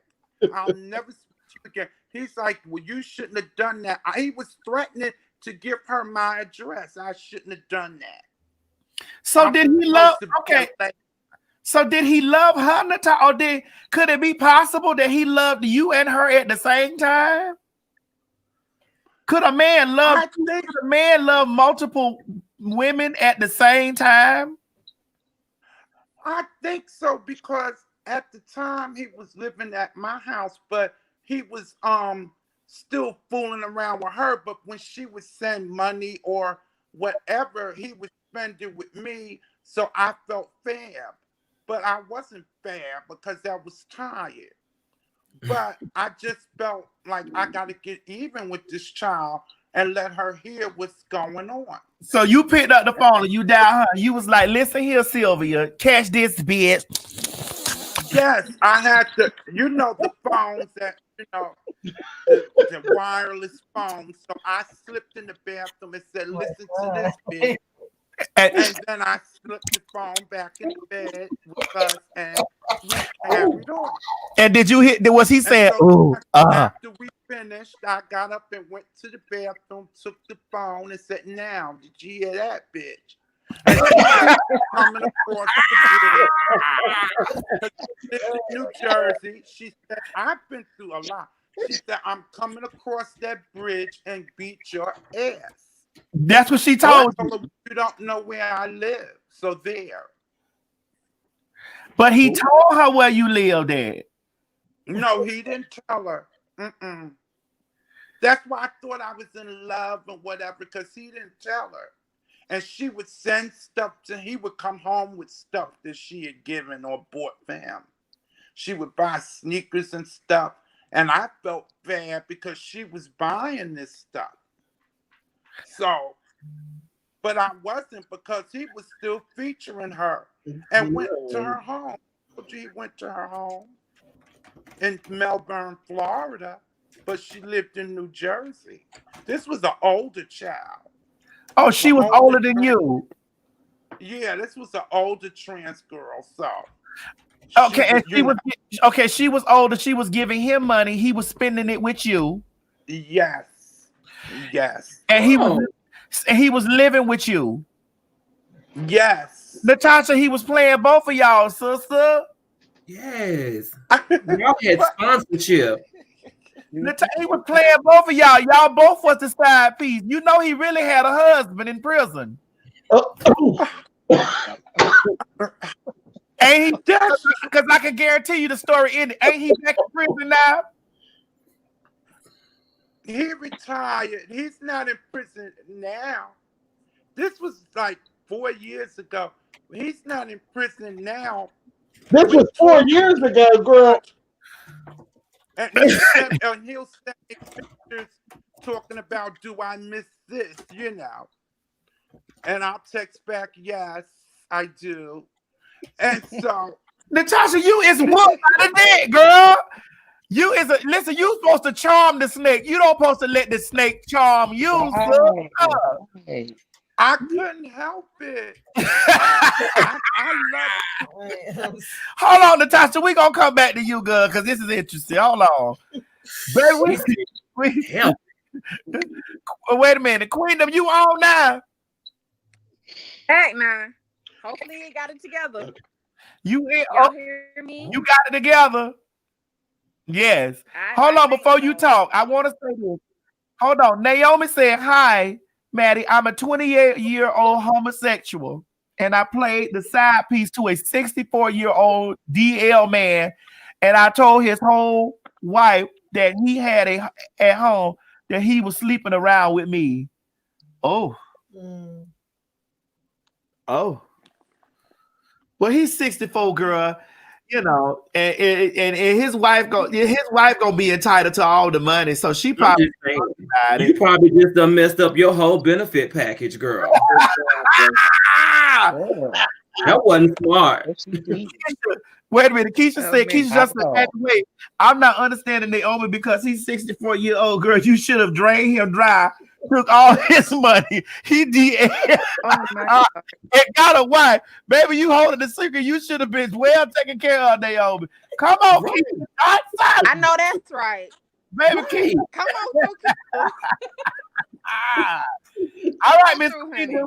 What's the tea? Like, what do you got? Have you been a side piece? Have you ever been? What's the tea? Well, first, I want to say good morning to you and Miss Mary. Good morning, baby. For today. Yes. How are y'all today? Yes. Yes, ma'am. But to start my tea off, so I am in retail management, Uh-huh. and I deal with frequent customers all the time, all the time. So about 2 years ago, maybe three, I think maybe three. 3 years ago, I met a customer. I was doing some work for his brand, and it just started off like simple conversation. But with me always being on the go, I had to I usually give my customers my number just in case they need to get in contact with me and place an order or something. And so I gave him my number because I traveled, and he would just hit me up and be like, hey, I need this done, I need that done, this and that and the third. And I'm like, okay, cool. And I end up moving from one city to a different city. And it was like maybe an hour away, hour 15 minutes away. And he would literally come and drive up to my store to come get work done. And then so me being nice and everything, I was like, okay, this man's nice. Didn't know anything. I really didn't get into conversation to figure out who he was or anything because it was just a customer-based thing.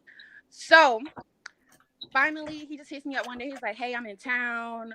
I don't know if you're at work, but if you're not, would you like to go out for lunch? And I'm just like, shit, okay. It's a free lunch. Bitch, I'll take it.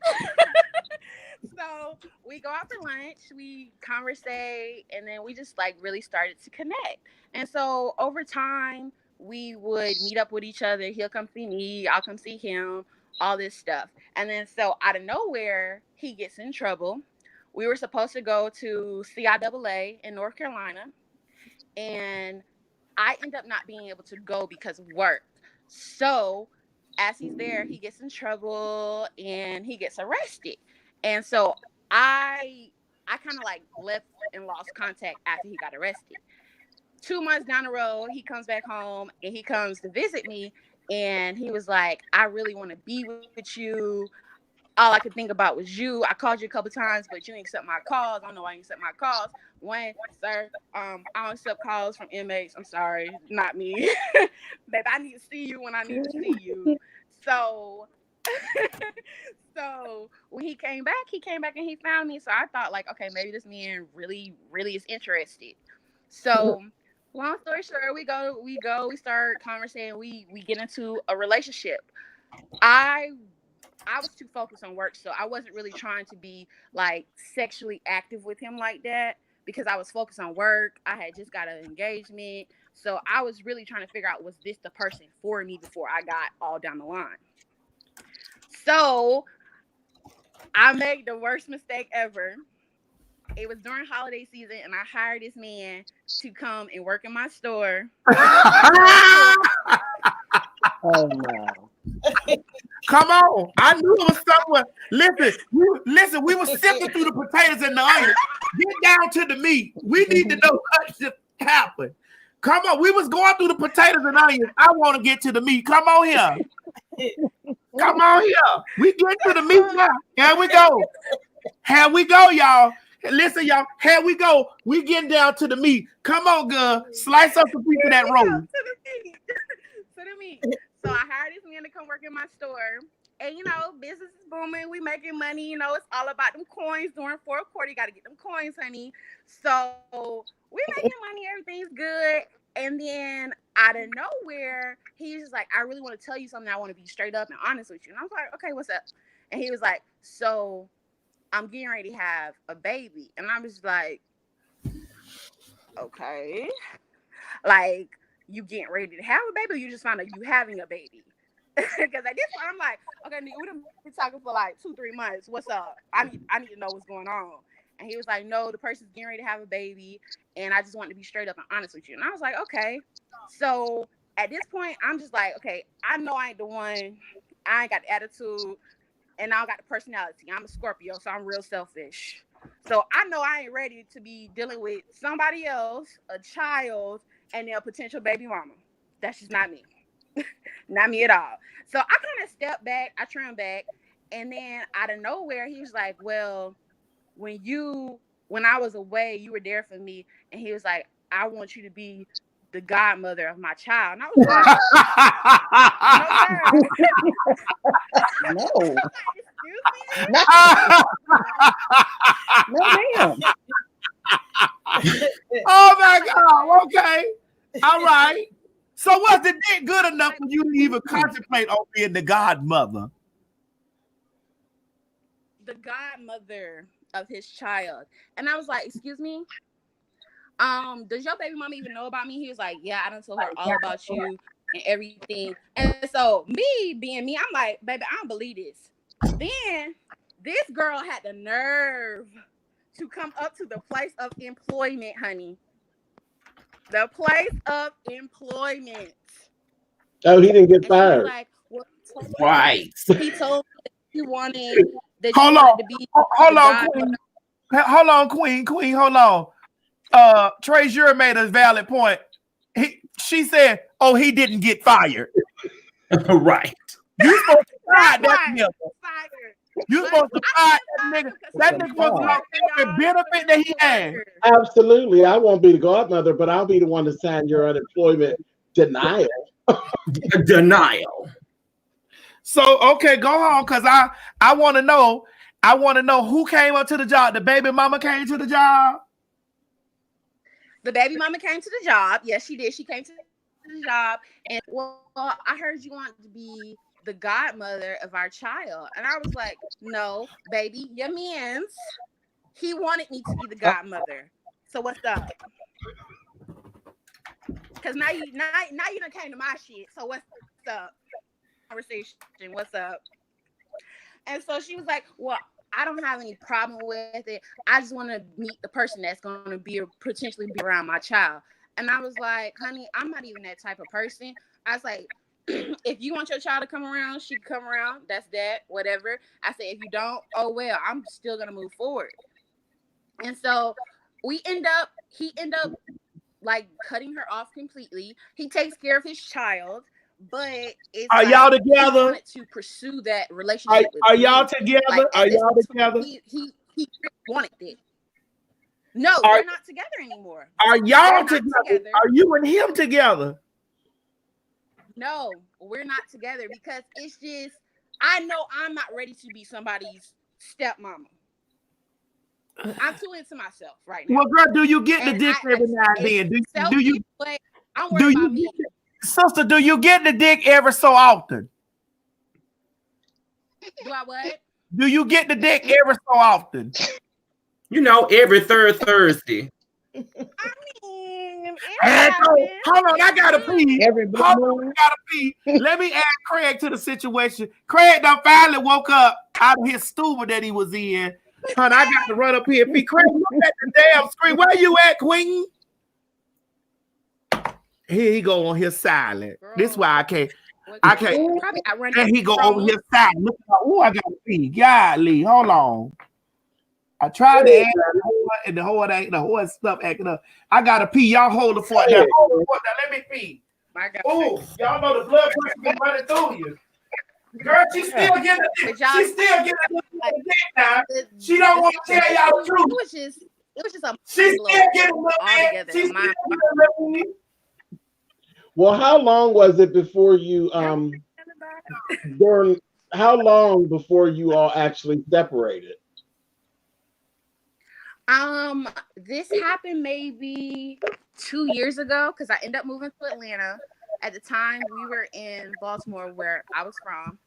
So I ended up moving from Baltimore to Atlanta, and he ended up going to North Carolina, which was crazy because, North Carolina and Atlanta is close. And so, since I've been in Atlanta for 2 years, he comes and he visits me, and he still wants to have that relationship. But I'm just like, I don't think I'm ready for that. Like, if I want to have to deal with a child, I want the child to be mine. I want the child to be mine because you basically accepted their mama can say certain stuff, and I'm not that type of person. I'm not gonna go back and forth with you and your child on what's going on in your life, and your child not gonna disrespect me. I'm not gonna disrespect your child, and that's just nothing I don't want to deal with. So, we got really close.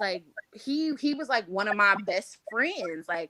You start off as my customer, I'll let you come and work at my job, and you built the business. You never tried to be spiteful or vindictive and try to help me lose my job or anything like that. And then that's one thing you got to be careful about when you start hiring people that you know, because they will do stuff to bring you down. And the one thing I can say about this man is like he kept it real with me the whole way. Like even when I had some employees that tried to like throw me under the bus and try to get me fired, he stood his ground and he was like, nah, she do this right, she do that right type stuff. And so like I'm thankful for that person in my life, but I'm at the point where I just rather be your friend, your best friend, be there for each other versus try to get into something that we're not ready for. So she just said, listen, no kids. Yeah. So let me ask you. So you at times you are around the baby, like at times. Do you have a relationship? Yeah. You do have a relationship with the baby. So I kind of understand why he asked you to be the baby's godmother. I understand when and it's solely from listening to you and what you're saying of your involvement with him and the mother, and so and also you and the baby's mama y'all are good now. Yeah, like we never had any problems or anything. Okay. And I respect her for coming to me as a woman because she could have did all other kind of things. Like she could have been the reason why we both could have lost our job. Okay. So I am happy that she did come to me as a woman and she wasn't like spiteful or vindictive or anything like that. But it was just too much because what if it became a problem? And so I was And like, I think that's what he was trying to be. He was trying to give you the godmother role because see, a stepmothers really don't have no role unless the mother's not involved. A stepmother don't have no say in the baby's life unless the mother is not involved. Now, the godmother will have input for birthday parties and this thing, that thing, and the other. He was out of order. He played his part. He played his part. He knew you and he knew her. And that's why he proceeded the way that he proceeded with you all, that you two would even entertain what he was talking about. Because there are other women that would have chopped. He calculated, honey. He was calculative. Oh, baby, he was all he had it going on. To have around something that isn't even done yet. And planning and mapping it out. You just didn't go down to the baptism, but you the godmother, babe. You just sign the papers. That's all. But you sound like you care about the baby. You care about him. Y'all one big old happy family. I mean, it is what it is, girl. At this point, you ain't fired the nigga. You don't owe nobody nothing. That's it. He's just on furlough right now. That's all. He on furlough. You ain't fired the nigga, so I mean he's still there. So you ain't fired him. So he got a place in the space and time. So okay. Just clean it up. That's it. All right. Well, Miss Queen, thank you for coming on telling this. And we over here deliberating over the situation, honey. We love you and we wish you the best. I know. We back up and running out of Corona. I gotta come and see you. You must. Oh, so you in Georgia? Yes, ma'am. Yes. You and she should go past my. They don't close it. Listen, so you in Georgia, so I may know this man. Well, he in North Carolina, I think, right? Or South Carolina now. Girl, listen, telling me to hit the button. Well, Craig. No, they're telling me to hit the button. Listen. No. So listen. Okay, so when this Corona stuff over, we'll link together, honey. You listen, wherever we need to get. I need to get some toilet tissue. I'm down here using these baby. But Queen, out everywhere. Out everywhere. People going. Listen, get that baby. Listen, after the corona, get that baby some baby masks so the baby don't be affected by the corona. You going to be the baby godmama. You still the man boss. Now, damn. If you could be the man boss, gonna be his baby godmama. I'm telling you, good dick can have you falling out. That's what they say. I ain't never seen no dick that good. Now. All right. Have a nice one. Oh, you All right, Miss Queen. Love you, baby. Miss Mary say that she ain't never seen no dick that good to have her falling out. And she reared back in the chair. Miss Mary said, I ain't doing it. And it don't always be about the dick when women got children. It be they're looking at that's a security to help them with their children. And you try to hang in there for a while.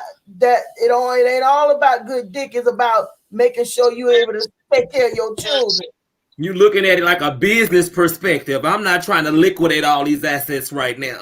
But I get it. I get it. But see, the thing about it is, here's the thing. Like I was trying to say earlier, a lot of times ladies usually only been with one man, or they know their daddy, or they know a boyfriend. You understand what I'm saying? Or they know a husband, they know a boyfriend, they know their daddy. Maybe 3 men have ever done been in their life. Maybe 3. Okay. Your father is the first one, but a lot of us don't have our father. But maybe 3. Yeah. Okay. Then you start hearing people like me out there telling stories of how I was an escort, a prostitute, or whatever I was, call girl, and I'm start telling stories. You know, that's why my story times get hundreds and hundreds of thousands of views on it. They might be funny, but they was true stories. Right. You hear that going on. You hear me talking about that. You hear me doing all the oohs and ahs and all this. And then I'm telling ladies, these what these men do. You get a lot of them say, well, he ain't gonna do that to me because you a man, and that's what they do to men, and I'm a real woman, and my coochie good. And I'm like, girl, listen, it don't matter. We got people from different walks of life. Miss Dottie, you said you done told your story. Treasure, you told your story. Savon, you told yours. I always tell mine. Miss Darcel came here and told her. So it ain't the sex or the gender. It's what it is. It's what it is. You know, and this is why I tell people all the time. I don't think that all men are gay. I don't think all men are gay. I don't think all men homosexual. I don't think this about all men. But what I do think about all men is that if the ding-a-ling get hard, it's a possibility anything can happen. Sure can. It don't have no conscience. What you say? You say your grandma say what? She used to tell us that you had me to say I was talking to you personally, and they heard me and said that, but a DICK don't have no conscience. That's what my grandma used to tell us. It just got a little remorse after the fact, but you're right. It ain't no conscience. It ain't. A little conflict and a little remorse. Ding ding conflict and ding ding remorse. Oh boy. She say she's well. I ain't finished sugarcoating that. She used to say, that's nasty. Okay. Look, send it to me in Mary. I say it for you. Y'all like my grandma used to tell us, pussy and dick is nothing to be played with. You don't play around with it because a dick don't have no conscience, and if a PUSS is open, a man will get it. True. Fall right in. When it get hard. Well, it just go back to what I say. And I say all the time, I don't think all men are gay. I don't think that about all men. I just think that if the ding-a-ling get hard, it's a possibility it'll get to work. That's what she used to say. And that's how I feel. You know, they be over there saying, man, all men ain't gay, all men. Listen, if you got eyes and you got hormones running through you, anything liable to happen. Facts. Hold on. You know, I like to get my Rodriguez on here. Rodriguez, where you at? Hey, Maddie. How you doing, girl? I'm all right, honey. You ain't on today, honey. You must don't want to get recognized. We talking about side pieces today. You must don't want to get no, you don't want nobody to spot you. Well, no, it ain't quite that. It's just, what I'm about to tell you, well, for one, I'm actually in the process of doing something, so I can't get on the camera just yet. But what I'm about to tell you, this story I'm about to give you, this tea, it's hot. Let's so, point. Before I give you the story, let me tell you, Maddie, if people don't believe that your platform is real and transformative, I'm an example of it being transformative. I was married. I'm a gay man. I was married to a man, and we had a transgender individual that used to come over to our house, that lived in our neighborhood, all of this good stuff. Knew we were married. That individual, I came home and caught them and my husband doing the do. So needless to say, after that, I really fell into a place of I didn't like anyone that may be transgendered, but you made me change that mindset. You made me realize that everybody's not the same. Now that individual, that individual and that ex-husband, they on going to do whatever they doing, but it ain't me no more. But this is my thing, right? So you usually go into a situation because here's where it opens up another can of stuff. I used to say all the time that that transgender, that gay men don't really like transgender women. I mean don't like them sexually, or don't like us sexually, because we transgender women. And they usually like men. And honestly, Maddie, that was the reason why this individual always hanging out at my house. I never thought anything of it because I'm a whole man and he's a whole man. So I'm not thinking, why would I be competing? I would never think about me having to compete against somebody who, until my ex-husband told me, I honestly thought was a woman. So you mean to tell me now I got to compete against you?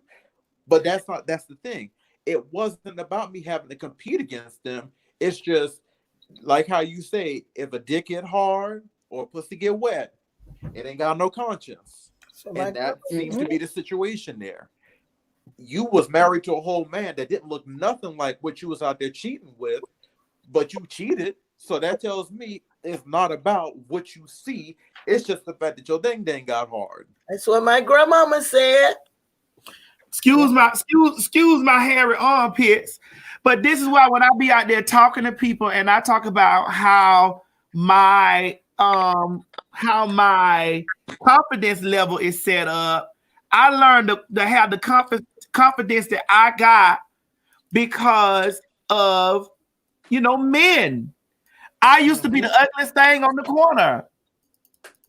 I used to be you was never the ugliest thing on the corner. I know, but just the way I felt, like looking around me, I was the ugliest thing on the corner. I wasn't all the way deep in my transition and this and the other. But when I used to see them beautiful things, used to have to move every 30 days or every 90 days. They had to get a new apartment. You get what I'm saying? And the same nigga that was talking to them was talking to me.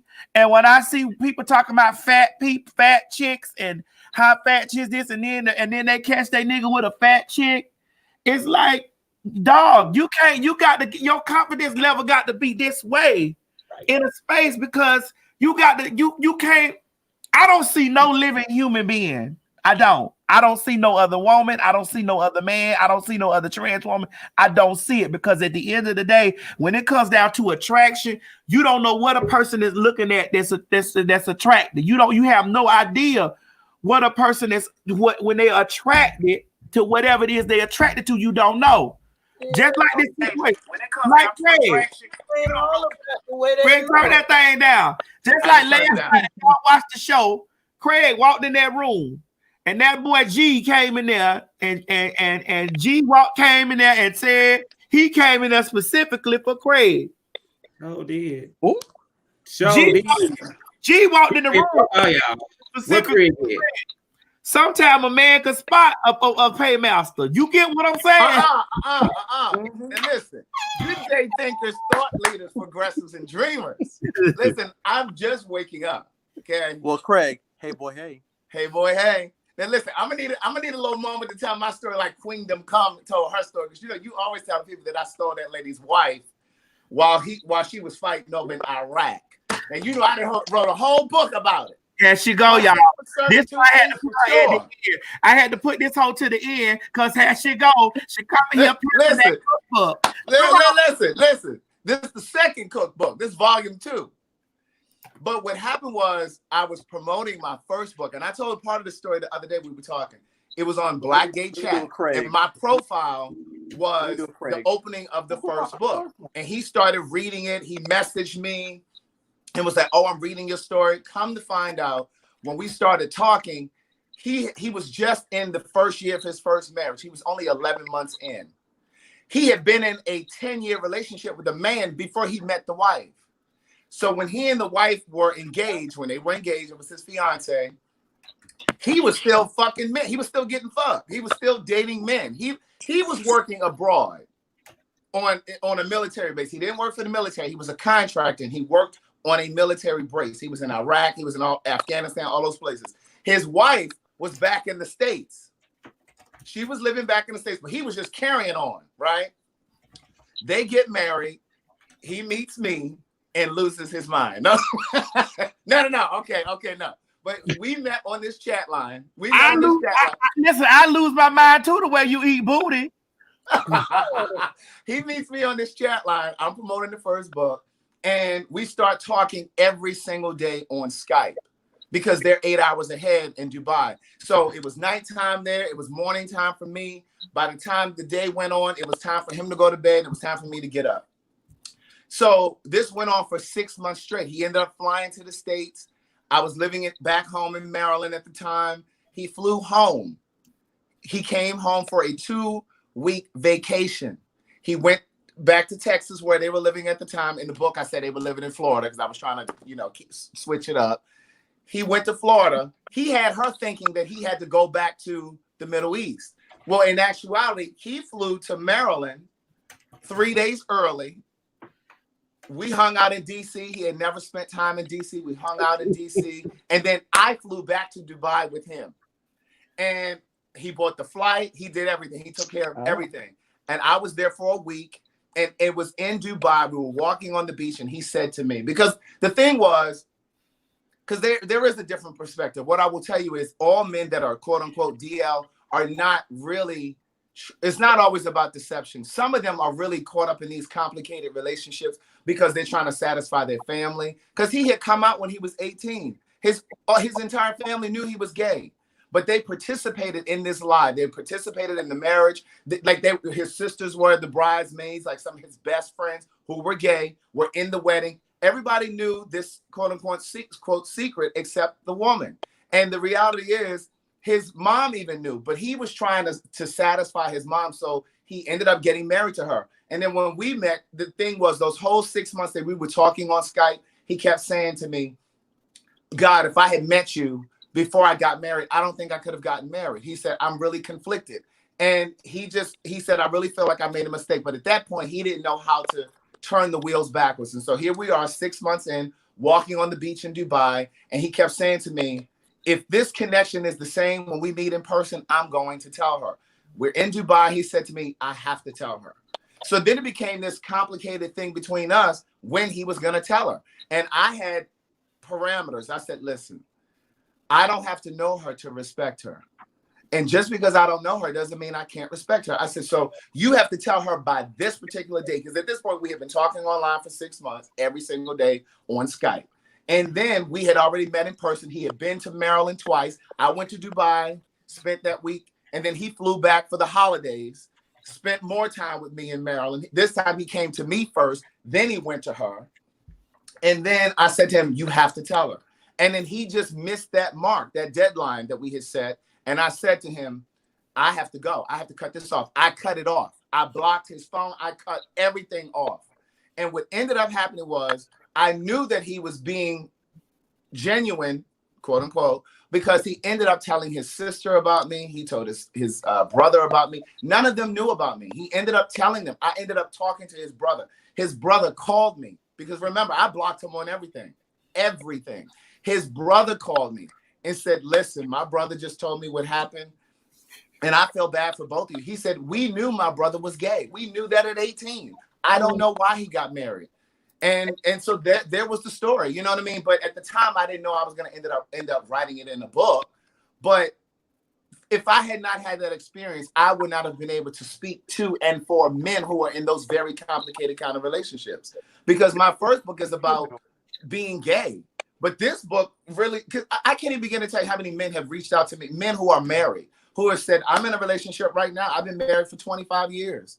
But I've been in a relationship with a man for 10 of those 25 years. But I would have never been able to speak to that kind of guy if I had not had that experience, because I always thought that this down low thing was always about deception. It was always about wanting to have their cake and wanting to eat it too. But that's not always what it is. It's not always that black and white. This particular Craig, guy, that doesn't work for it. baby, I'm just posting the comments. The comments is flying in. They say you stole that lady husband. You took that lady man. yeah. No, I see it. And when I look back on it, my era, and I recognize my part in it. I should have said to him, when he said to me, I'm conflicted, I should have said to him, you know what? You get out of that marriage and then you come talk to me. But that's where it became the selfish thing, because it was a thing where he was like, well, no, I need to make sure that you and I are going to work first. And I said, no, you shouldn't leave the marriage based on whether or not you and I work. You should leave based on your peace of mind, because that's not what you want. Well, I'm still trying to figure out how in the world, Craig, you end up dealing with somebody who their family knew he was gay before he got married. So wait, let me see if I understand this right. They stood up there while they knew that he was a whole. Is this the man? Is this the man down here, Craig? No. Craig, is this the man? No. Go, what were you saying, Rodriguez? Wait a minute, Rodriguez. Lord, I came in here to clear his name. The man say, so let's be clear. They did know about you, Craig. I told them about you. I really wanted to be with you. Well, okay. If that really is the man, sir. No, that's not him. That's not him. Because there's no way. Let's see how we can clear this up. Because I'm still I'm trying to figure you out with this one, Craig. I don't see how that would your situation would fall into the DL category, because you was dealing with somebody who they knew was gay, who stood. But she didn't know. The wife didn't know. The wife didn't know, but the whole family knew. I'm like, wait, if I was in your shoes, I'm sorry, Craig, but if I was in your shoes, the second that he told me that my whole family knew before I got married, I would have pulled that abort button and gone out of there, because there's no way. But remember, when I first started chatting with him, I was just simply on Black Gay Chat promoting my book. I didn't think that it was going to result in all of this. And then when it became a thing where we were talking every single day on Skype, yes, I should have pulled the brakes at that point and be like, you know what? You need to fix that, get out of that marriage, and then come talk to me. But that's not what happened.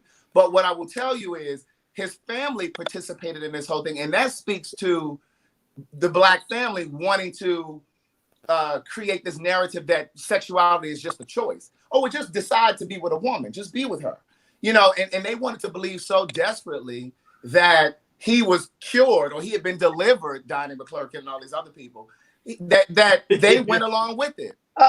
Message. But you know, I say all of the time, sexuality is instinctive. It's how we're wired. It's not a choice. It's not a decision. Nobody wakes up and decides, oh, I'm going to be gay.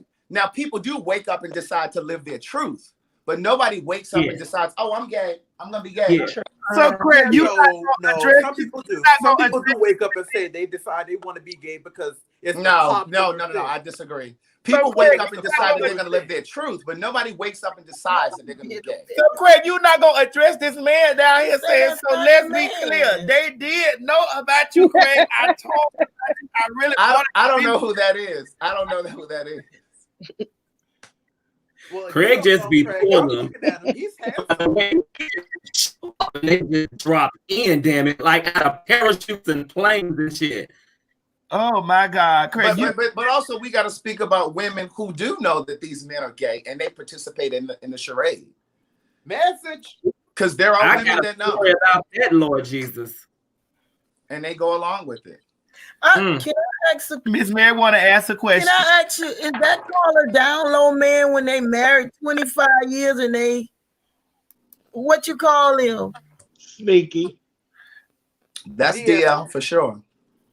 Okay, but there's a variety of different kind of DL men. All aren't the same. Okay, I'm well, you know I'm when finna I say want to know something, something, and ain't nobody gonna like me when I say it, but I'm gonna go ahead on and say it. He was already gay.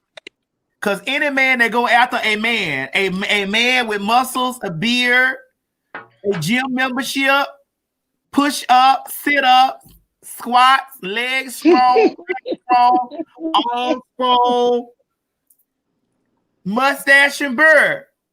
That man ain't DL, he's gay. If you out here, I'm sorry, and I love peoples, but I'm just gonna y'all don't want to call a thing a thing. If a man out here seeking a masculine man, that man is gay. Right. It's okay if you gay. But see, it's such a play on words. But it's okay. It's such a play on words. And that's why people. No, Craig, I need to finish this because I need to go ahead on and get this out. Miss Dottie is a woman. You say you got to go, Savon. All right. You got to, Savon got to call me tomorrow, Savon. Here. All right, baby. All right. But I'm going to say this here. Okay. And I know y'all ain't going to like me after I said, but oh well, y'all don't like me after I say a whole heap of shit. But I'm going to say like this. If a man is seeking a man, muscles and arm in the back, jogging pants, boxer briefs, boxers, t-shirt.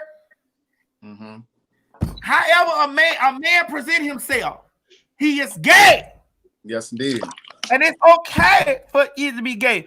I don't want to hear these butch queens out here talking about that man he's straight. He's not a straight man if he's looking at muscles and things. He's a gay man. Craig, you don't got ain't no qualities about you filming them. Except the ankles. Wait, I had to think about that. Except the ankles. You a woman looking at a man. We talking about men looking at each other. Oh, okay. You a woman looking at a man. A straight woman can find a gay man, because I find gay men to be attractive. I find gay men attractive. I find gay men handsome. I find gay men sexy. I find gay men the same way I find men who identify as straight. I find them the same way. They are man. It's a man. So I'm looking at a man, and I find a man attractive. Yeah, I'm not been around I didn't know. I am a heterosexual, transsexual. When I'm not looking at nothing. I'm not looking at other feminine men. I'm not looking at women. And I'm not looking at trans women because I'm not attracted to woman-ass. Right, and I done seen the men that don't come at you. I'm attracted to men, okay? And even when I look at a gay man and he may have some feminine quality, I still fuck because, you know. You'll still do what, girl? I still fuck, yes, I will. But that won't be my husband. Because I know that he's a man that likes men's. M-E-N-Z-S. Men's. He's a man that likes men. So he's not bi. No, he ain't bisexual. That man is gay. 90% of those men that be with them women and stuff like that, it be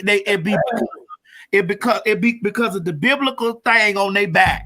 Yes, and they trying to satisfy their family. And they walk out there, they want to be justified, they don't want nobody, and they'll deal with a woman, but they really want a man.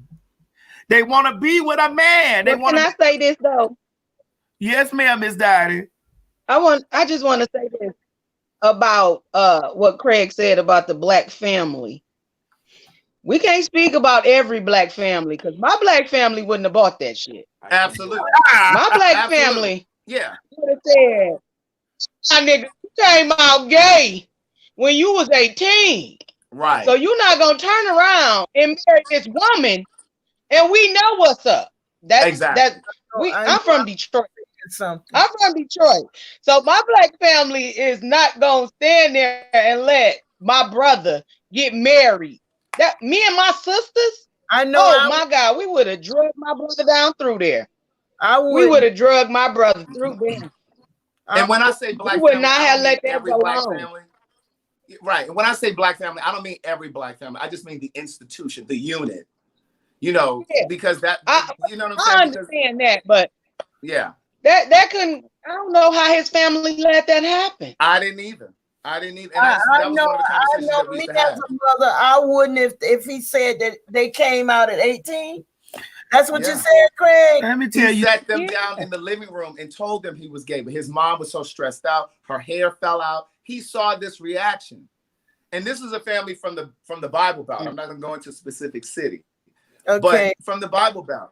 And so he was tormented by this. And so he ended up moving away and he joined the army. He was in the army at one point.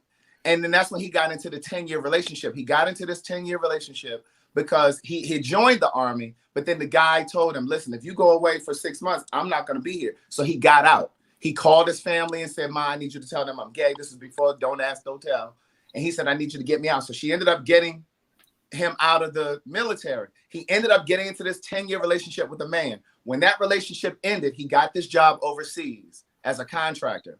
And what ended up happening was he met the wife or the fiance, and they ended up getting engaged for 10 years. She was a virgin. So they were he was under no obligation. So he was under no obligation to have sex with her. So that was easy for him. So while she's a virgin, he getting stabbed. He in relationships with men. So eventually he did put some dingling in her, right? Well, what he said to me was, don't say what he said to me. He said mostly that it was oral because he could never really get up. This man was a bottom. This man was he a bottom. ate her. So he was eating her. He was eating her. And that's the thing that I've learned about a lot of, and I'm not going to say all, but I've learned that a lot of men that are in relationships with women, whether they're married or in relationships, a lot of them are getting fucked in these relationships with these men. And what I've learned is, I think a lot of them psychologically, on a psychological level, they're in these relationships with these women to assert their masculinity because they really are passive when it comes to sex. I ain't confused. I'm lost. I ain't confused. And you know I want to ask a lot of questions. Go ahead, Miss Mary. What you want to say? I ain't confused. He want ding-a-ling, but the family made him want to the family let him go ahead on that and then go get a walk. He was more concerned about what his mother wanted than what he wanted. I get it. I got that. What he felt he needed. I ain't finna let nobody pressure me into that. I don't want to be in a sexual relationship with no woman. I ain't want to, and I don't want no cheering. I don't want to go inside of no woman. I don't want to do that. And I ain't gonna do nothing that I don't want to do, and I don't care who happy or sad about it. I don't want to do nothing. I ain't finna do none of that. I was never finna do that. That ain't. I ain't had no interest in doing that. You didn't. No, you did not. I didn't learn. When I learned what I learned, it was when you was baby, I was already 18, in the 19, midst. You was already. I was already in the midst of the situation. I was in the midst of it all. I was not finna do any other thing. Talk with me about that. No. But I found out the wrong way in the heart. But at the end of the day, we done found out, and I'm just saying it to it in an open space. Don't you be out there. Don't people. If you watching this video and you ain't subscribed, subscribe. And if you ain't subscribing, okay, learn something from this. Learn something from this. Don't be out there. If you young or if you contemplating on it, do not let your family pressure you. If you's a homosexual, go on and be your homosexual. You ain't got to answer to nobody but to God for that. And it's surprising to me how many grown men live their lives for their family. Don't you get that goes for women too.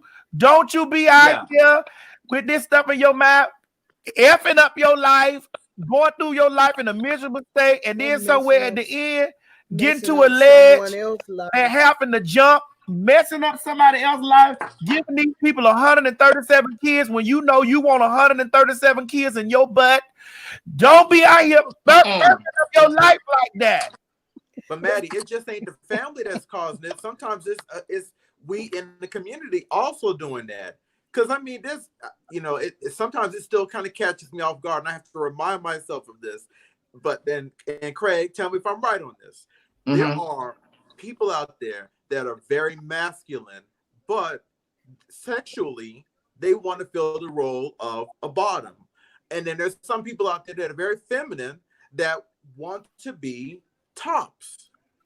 But whenever we see somebody that's masculine, it's like, oh, get that mindset, oh, they got to be a top. I want them to top me. I want them to top me.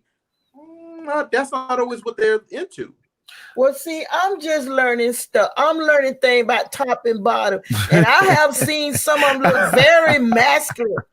And when you tell hold on, ladies and gentlemen, please make sure y'all write this word down. Masculine. Why are you doing that now? Please write the word down, Craig, so we can add it to Miss Mary as a masculine.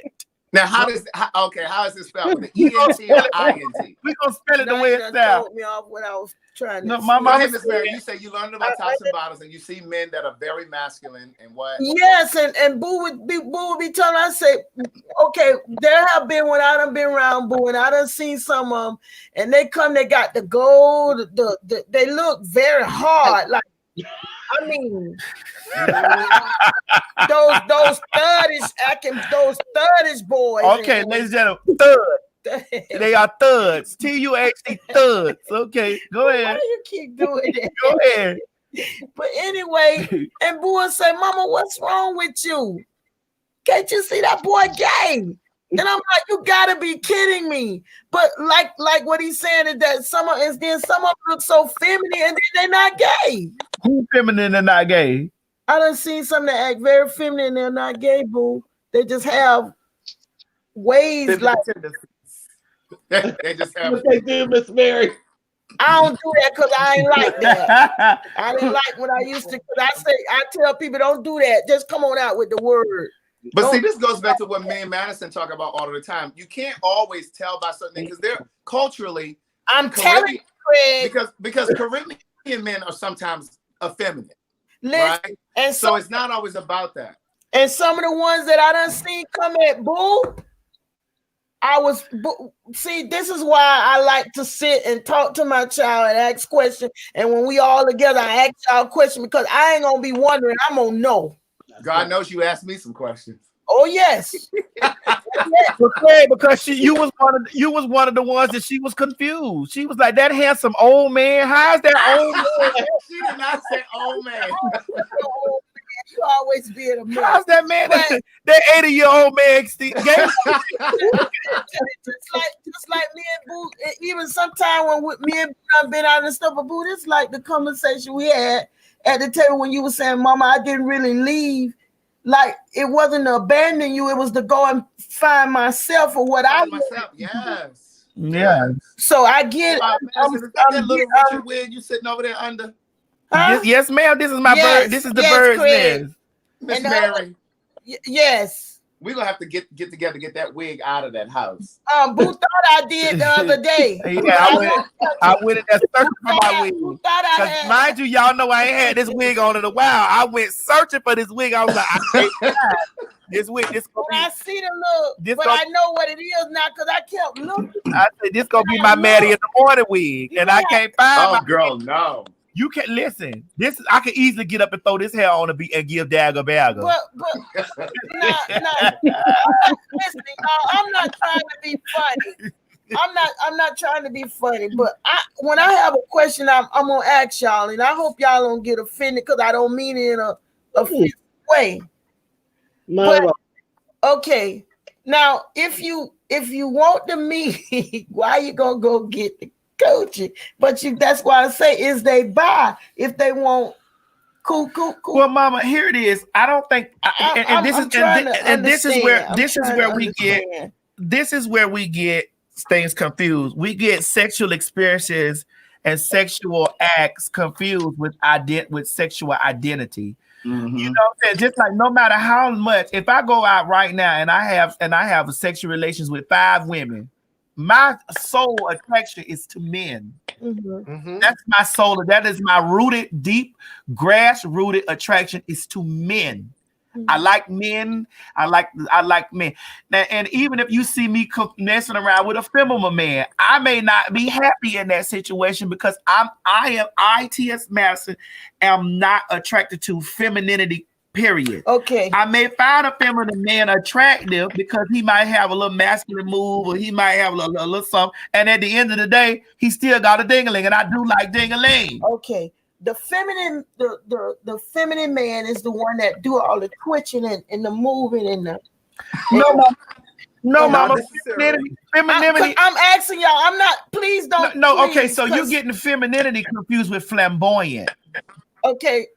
Flamboyant is the one I told you I used to couldn't stand, where they used to act like everything is like you old of them, or they gotta be seen. That's flamboyant. Okay. Flamboyant. They're flamboyant straight people. Yes, they're flamboyant gay people, but it's the flamboyant. This is kind of like a body explanation of flamboyancy, like absolutely. And then I asked you about film. Film is Craig, mama. You know, film is Craig. I'm sorry. Women. It was Craig. Craig got a few film away, but Craig. I didn't. When I first met Craig, I didn't know Craig was. I did not know. Mama, and I asked you, Mama, how you ain't know Craig? Because I had to sit and watch him a little bit. Now go ahead. What were you about to say, Madison? The only thing Craig The only thing, Craig is very handsome. I would never take away from my oldest daughter, that he handsome. Craig is very handsome. Like when I first met Craig and I walked into the building, I was immediately like, girl, if she get down on it, I'm gonna let her suck it. You know what I'm saying?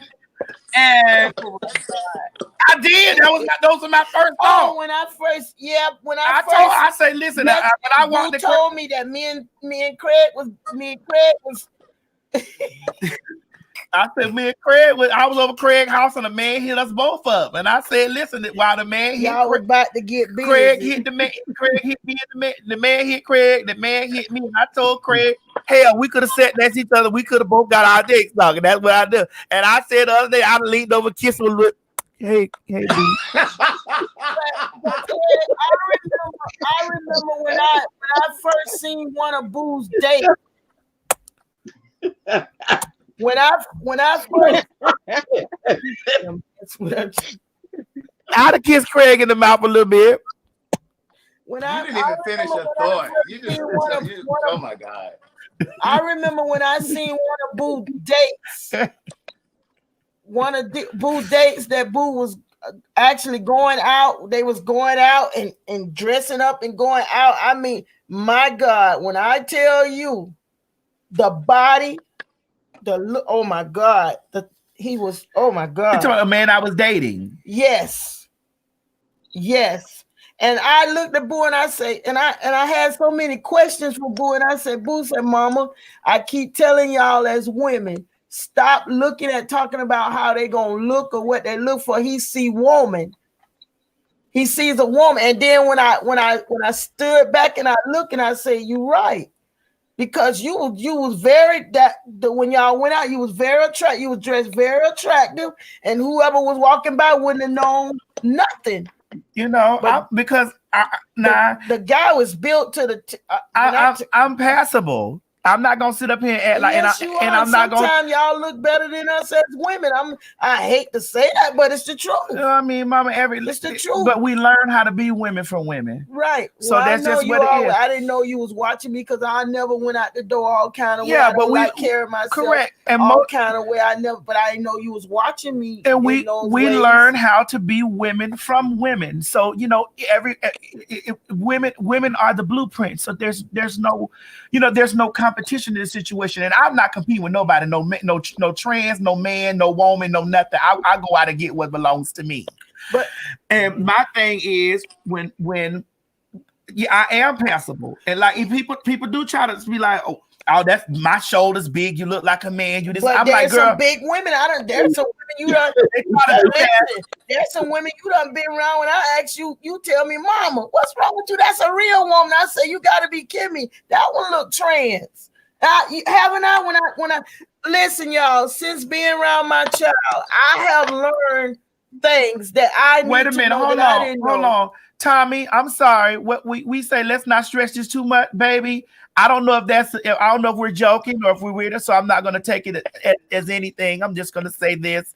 I know me, and I know how I get down, and I don't know what you may see through the screen.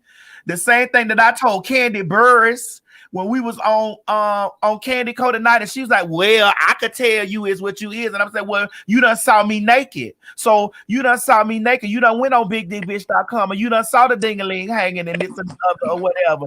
And you a woman. And I don't care what you can tell, because I'm not trying to pull you, or I don't care if you attracted to me or not. What's attracted to me is attracted to me. I done seen them walked into walls. I done seen them walked into a gas tank. I done seen them. I just stand there and just observe. I just be looking. And at the end of the day, when it boils down to it, I walk right through daytime, broad daylight. I done been looking bad. I have been looking bad. Let me tell y'all something. Remember the one when we both was hold on. I done been looking bad. Done got up, toe down, done been all out in public, and done been in the presence of other gays and other trans people, and I done had people to say, you know, that's a man, and I done been like, oh, so you ain't clocked me yet. You get what I'm saying? So listen, so you got her and you ain't got me yet. Oh dear God. Craig, you know what I'm saying? Yo, I know. Listen, I've been with you, and I mean, we've been out. You're grabbing the we wig. done seen. So I don't care what them people be out there saying. I'm telling you what I done seen and done experienced my own self. And even when some of them get on my nerve and I want them to go, I say little thing for them to go, and they tell. I remember the one told me, I don't care. She fine. Yeah, they do it. They do that stuff, you know. And I'm not sitting up here pulling because I don't care if you know or not. That's the thing. And I do feel like that. Here's the thing about being passable for the young trans girl that's watching me. You got to get into a space where you don't care if they know or not. Right. That's when you are really free at your most passable. When you don't care if they know what you are or not. But where I want to go back to is that's what we was talking the other day about giving your children space to come to have a safe place to come and express how they feel inside, so they don't have to shelter and hide and go live a secret life or cause someone else hurt in their life, or because they tell you they're gay. Just be that place where they can come express themselves and listen to them. Yes. And hear them out, and then it helps them to deal with what they got to face with in their life. Because none of us, you can raise your child the best you can, and none of us can make our children choose to be what we want them to be. They have their own mind, their own set to what they got to go face in life themselves. All we can do is train them in the way they go, and then you got to let them go. And let them find their own direction in their own life, because only God has them still in His hand. People don't want turn to your back on them, because then you won't have all this what they saying the down low. Listening to Craig, it sounded like the family had came out. And then he still was like he was in his confusion because he was more concerned about what his mother felt. Because if they had embraced him, he would have taken a different direction. I don't think he would have ever gotten married. I don't know if you was here that day when we was having this discussion when when they was here taping, and we had a discussion about after the taping we had a discussion about being a place where about your children to have a safe place. For your children to come and talk about their feelings and stuff. And I was saying how hurt I was learning that Boo had faced all this stuff alone. Yeah. I was more hurt because I think me and you did a podcast, but we talked about that. Yeah, finished all of because I didn't get to say what that night we did at a table, and you wanted to do a podcast. I was nervous, and all of it didn't come back out what I was shared with you before the podcast. But I felt more hurt than anything knowing that my child walked through all this pain alone. That's why I was more hurt and damaged, and I felt bad for my child because that was a lot to carry and walk alone about. That don't mean just because I'm supportive of my child don't mean I agree with everything that my child do. I just want my child to know that I love you and I'm there for you, and I want to be that place you can come and talk to me where I can pray for you, whatever you're facing. You understand? Yeah, I get it.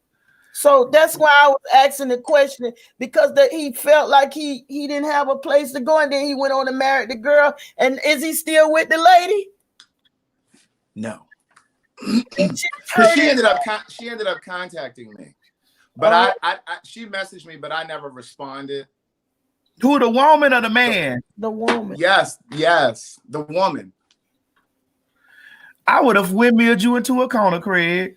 But why? But boo, you always the fight. whole story is in the second book.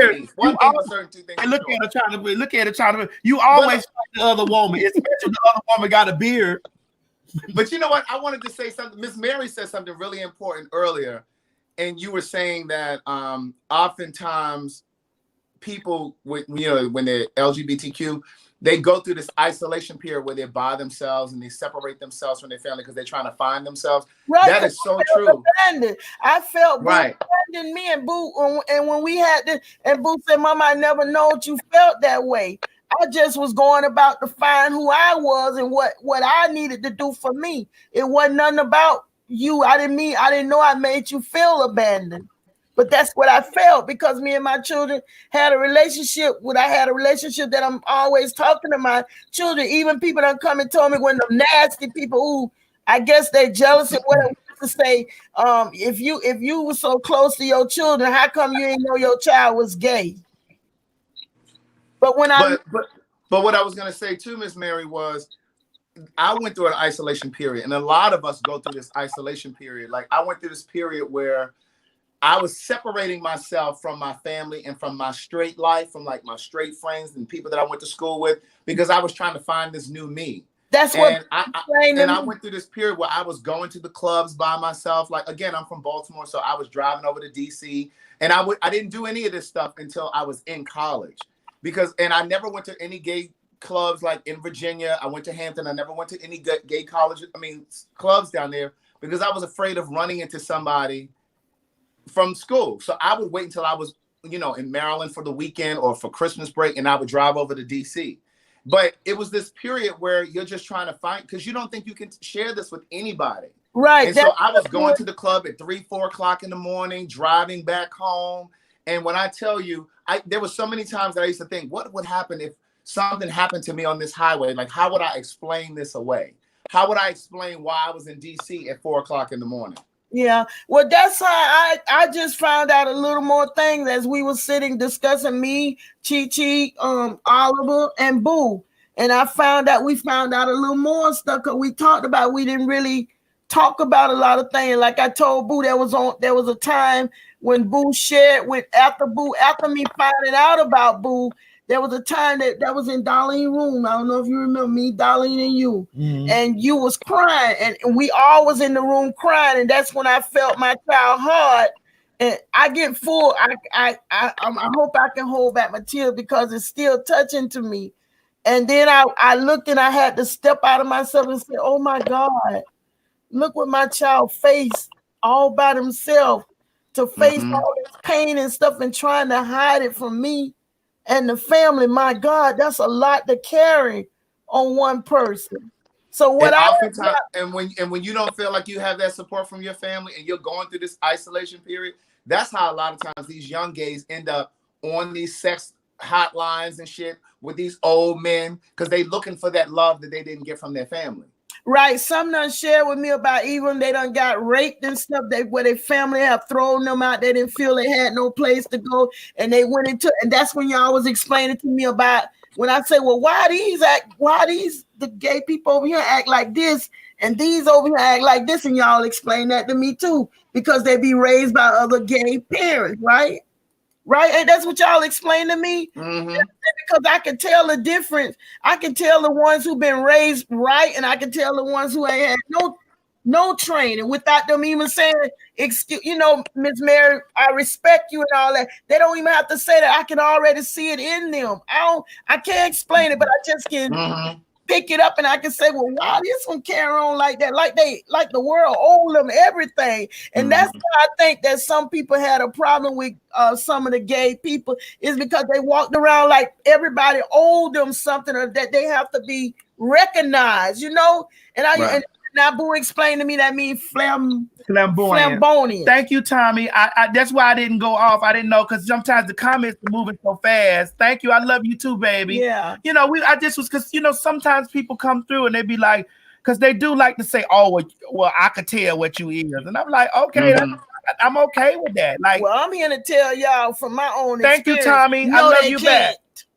And if they could, I don't care. That's the thing. And this is what I was saying earlier. I just feel that, when you get to a space, a comfortable space within yourself, like I'm very much so in that comfortable space within myself. This is why y'all see me get online with a bonnet on. And that's why a lot of kids are killing themselves. Y'all see me, I get right online with my bonnet on. I may have on makeup. I may not. I may be like, oh, I got a spot right here. But because I'm okay with that, because that's me.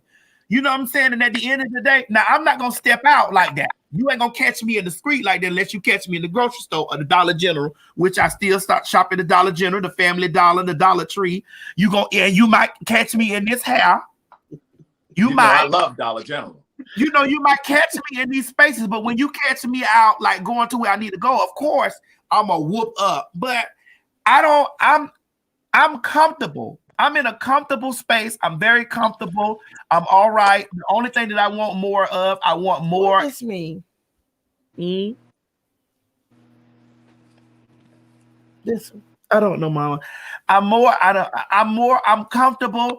The only thing I want more of is I want more in my career. I want more for my family. I want more. You know what I'm saying? Like I want to grow more. I want to evolve more. I want to evolve into the day that I evolve right off the earth. That's what I want to do.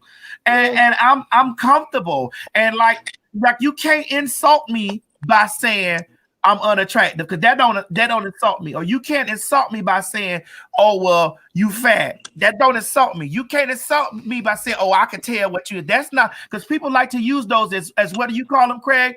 Pejoratives. They like to use that, and they like to come at trans people, trans women, and trans men and say, "Oh, I could tell," because they know that the biggest part in our transition is wanting to blend or wanting to be passable. So they come at those places like, "Oh, you look like a nigga anyway," and I'm like, "Girl, you don't believe that." Because I go right to your family reunion and bring a pot of potato salad and they all eat it. Well, hey, Shirley, we want the potato salad. You walked in right into my church service, our family gathering, and they were like, "Who is that?" The men. Yeah, the men, the women's, everybody. You get what I'm saying? But at the end of the day, I'm comfortable. You ain't gonna have to be over there asking if I'm a man or not. I'm gonna come in there and tell you, "Hey, y'all, I'm the TS. How you doing?" That's why. Hello. That's why if something had happened to you, nobody could have told me that you tried to fool anybody, because I know you have been open and honest about everything about your life. And I told you a little bit too much. I feel you tell too much on this. I tell me and you go at it. Babe, I'm walking in with the potato salad. I'm walking in with the potato salad, the baked beans. Hey, y'all, it's me. I'm your auntie TS. Now, whatever you heard about me, it might be true, but ask me and I'll tell you. But Miss Mary, honestly, I think that it's a very good thing that Maddie tells everybody everything, because you know what? Maddie said it before, and this is the honest to God truth. If you tell your own story, nobody can hold it against you. Right. What I mean, baby, sometimes I think Boo go into too much detail of Boo stories and stuff, but Boo know what I'm talking about. But you know what, Miss Mary, the thing is, when she's telling those stories, she's actually helping somebody else. Because I'm be honest, I ain't talking about them stories. Boo know what I'm talking about. I ain't talking about them stories. Yeah, Boo know exactly. Boo know what I'm talking about. Even down to when down in when Boo know what she talking about. Times, see, Boo know what I'm talking about. Times, everybody don't know how to. We've all in the gay community or within the gay community. I'll put it this way: somebody had to pull us in and say, okay, come over here, baby. Let me tell you about this. Let me show you how to do this. Let me show you how to do that. A lot of times people don't come into the gay community knowing all of this stuff. Right. So, I know I didn't, baby. And not only that, what I see in y'all community that I have a problem with, how come y'all can't even get along and you expect other people to learn to accept. My mother says the same thing, Miss Lynn. Get I mean, along. Miss Mary. When y'all see y'all are bickering or finding stuff to tear one another down, it's the same way out in the straight community. But you all have been through so much yourselves. Why do you turn around and tear one another down? I don't get it. My mother says the same thing, and I'm gonna tell you what I think it is. I think it's internalized homophobia. We sometimes look at each other and hate what straight people hated about us, whether it's femininity or all that extraness, that flamboyance. Sometimes we look at each other and it's our own internalized homophobia. That flamboyant stuff, I couldn't stand it because they used to be very loud. They wanted everybody to see them, and they felt like you had to get them the attention. And I used to tell Boo, I said, "Boo, why they gotta act like that?" Hey, okay, I get it. After learning, because like I said, I wasn't around a lot of people that was gay. I really have been exposed a lot more being around with my child. And I'm so, you know what? I'm so glad that I didn't shelter myself away from it because I have learned so much. And it helps me look at things a lot differently than what, you read something in the Bible. You read the word. I believe every word in that Bible. But there's a lot of questions I have too.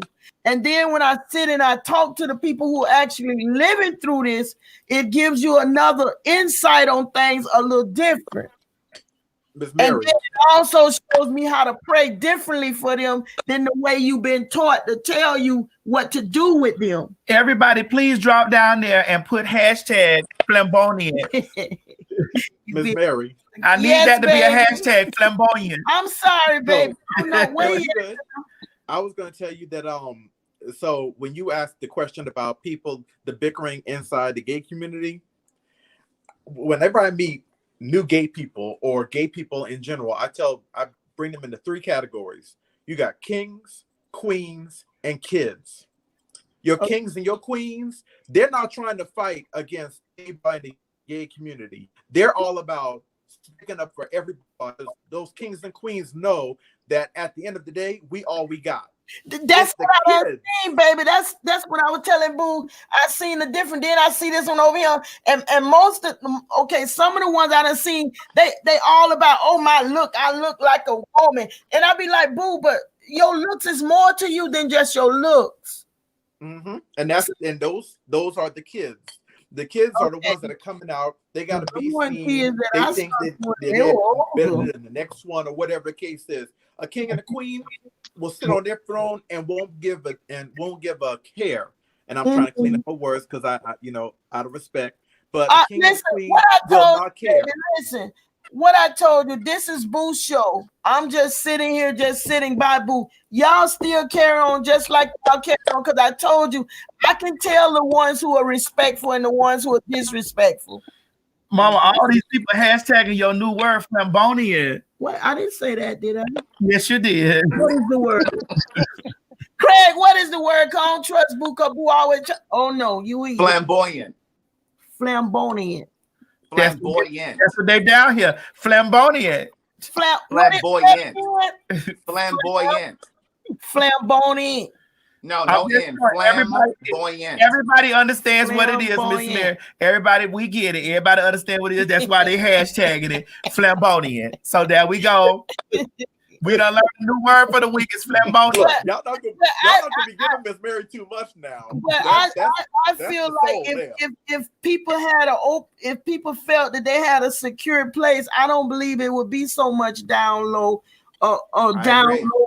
down low, and these men marrying women are going off having babies, and then you done tore up a family. You done went and made children. Now your children are hurting. They ain't got no fathers. And you going off, but then some of them do still be there for their children. Then, but there's these walking around straight men don't do it for their children. But you understand what I'm trying to say? I'm making sense. I get it. Just like it's not even from the family. It's even within the church. I mean, if you have nothing less, you should be able to go to your church and find sanctuary. But you can't even find that there. because the church is a hospital. But this is what. Hold on before you say that. Anita, thank you for putting the definition of flamboyant down. Flamboyant is also a coping mechanism for their insecurities and jealousy. Flamboyant. Thank you, Miss Anita. But that's how they be acting. Flamboyant, yes. So thank you, but you being messy. They said, "How's the human?" That's fine. That's fine. I'll let y'all have y'all laugh because laughing is good for the soul. But anyway, I just look who done showed up to the party.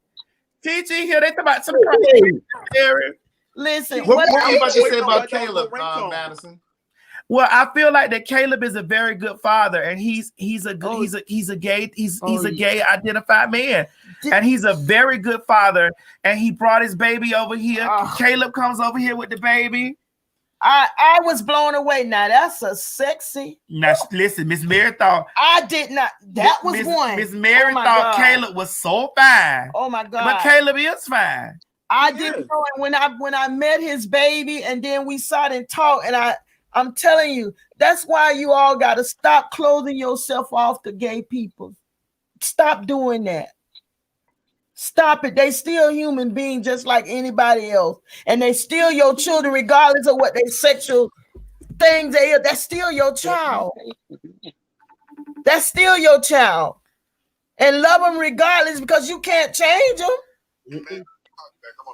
Okay, Caleb, my mama said hey though. Hi, baby, how you doing? She sitting up here on the live talking about how fine you is. All right. I didn't know he was okay. I didn't know he was that way, and I didn't know he had a baby till he sat down and he talked to me. I must ask him a lot of questions. You asked a lot of questions to that man.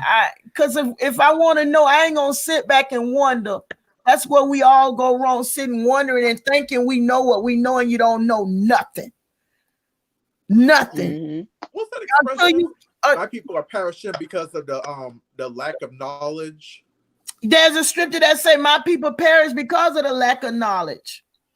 And sometimes they know the word of God so well. The Pharisees and the scribes, they knew the word of God. They knew the word from the letter, but they had a head knowledge, but not a heart knowledge. Guess who we about to run up in here before we run off of here? Bam! Who is that? Tally, what you eat, girl?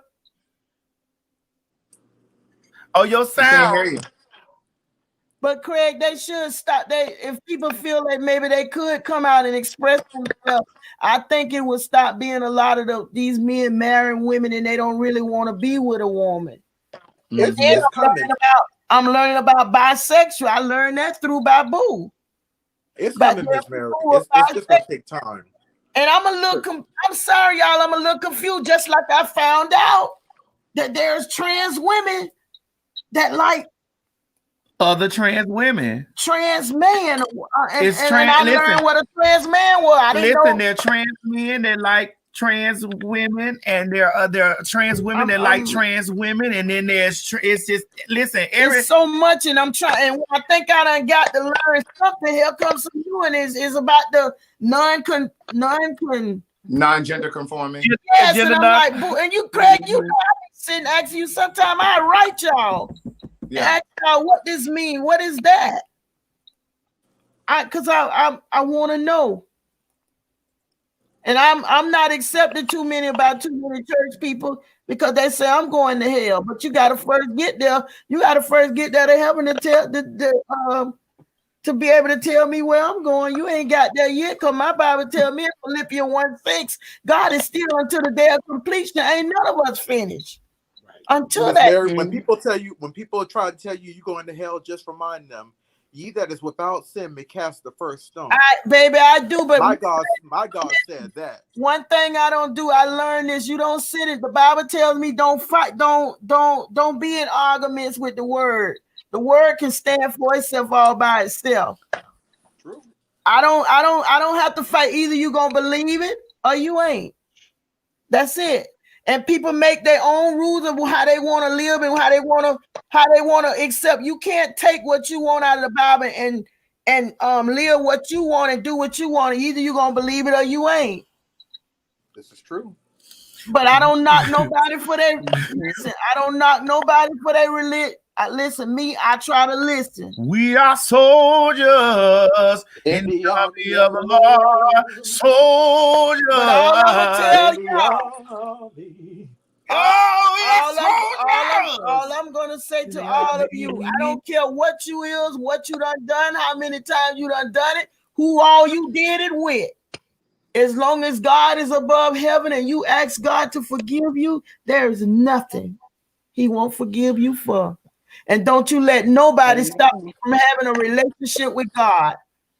And if God sees everything, He knows the heart. People see the outer appearance, but God knows the depths of your heart. All right. All right, ladies and gentlemen, we done been on here 3 hours and 13 minutes, child. And this show will go on and on if I don't get nowhere and stop this month.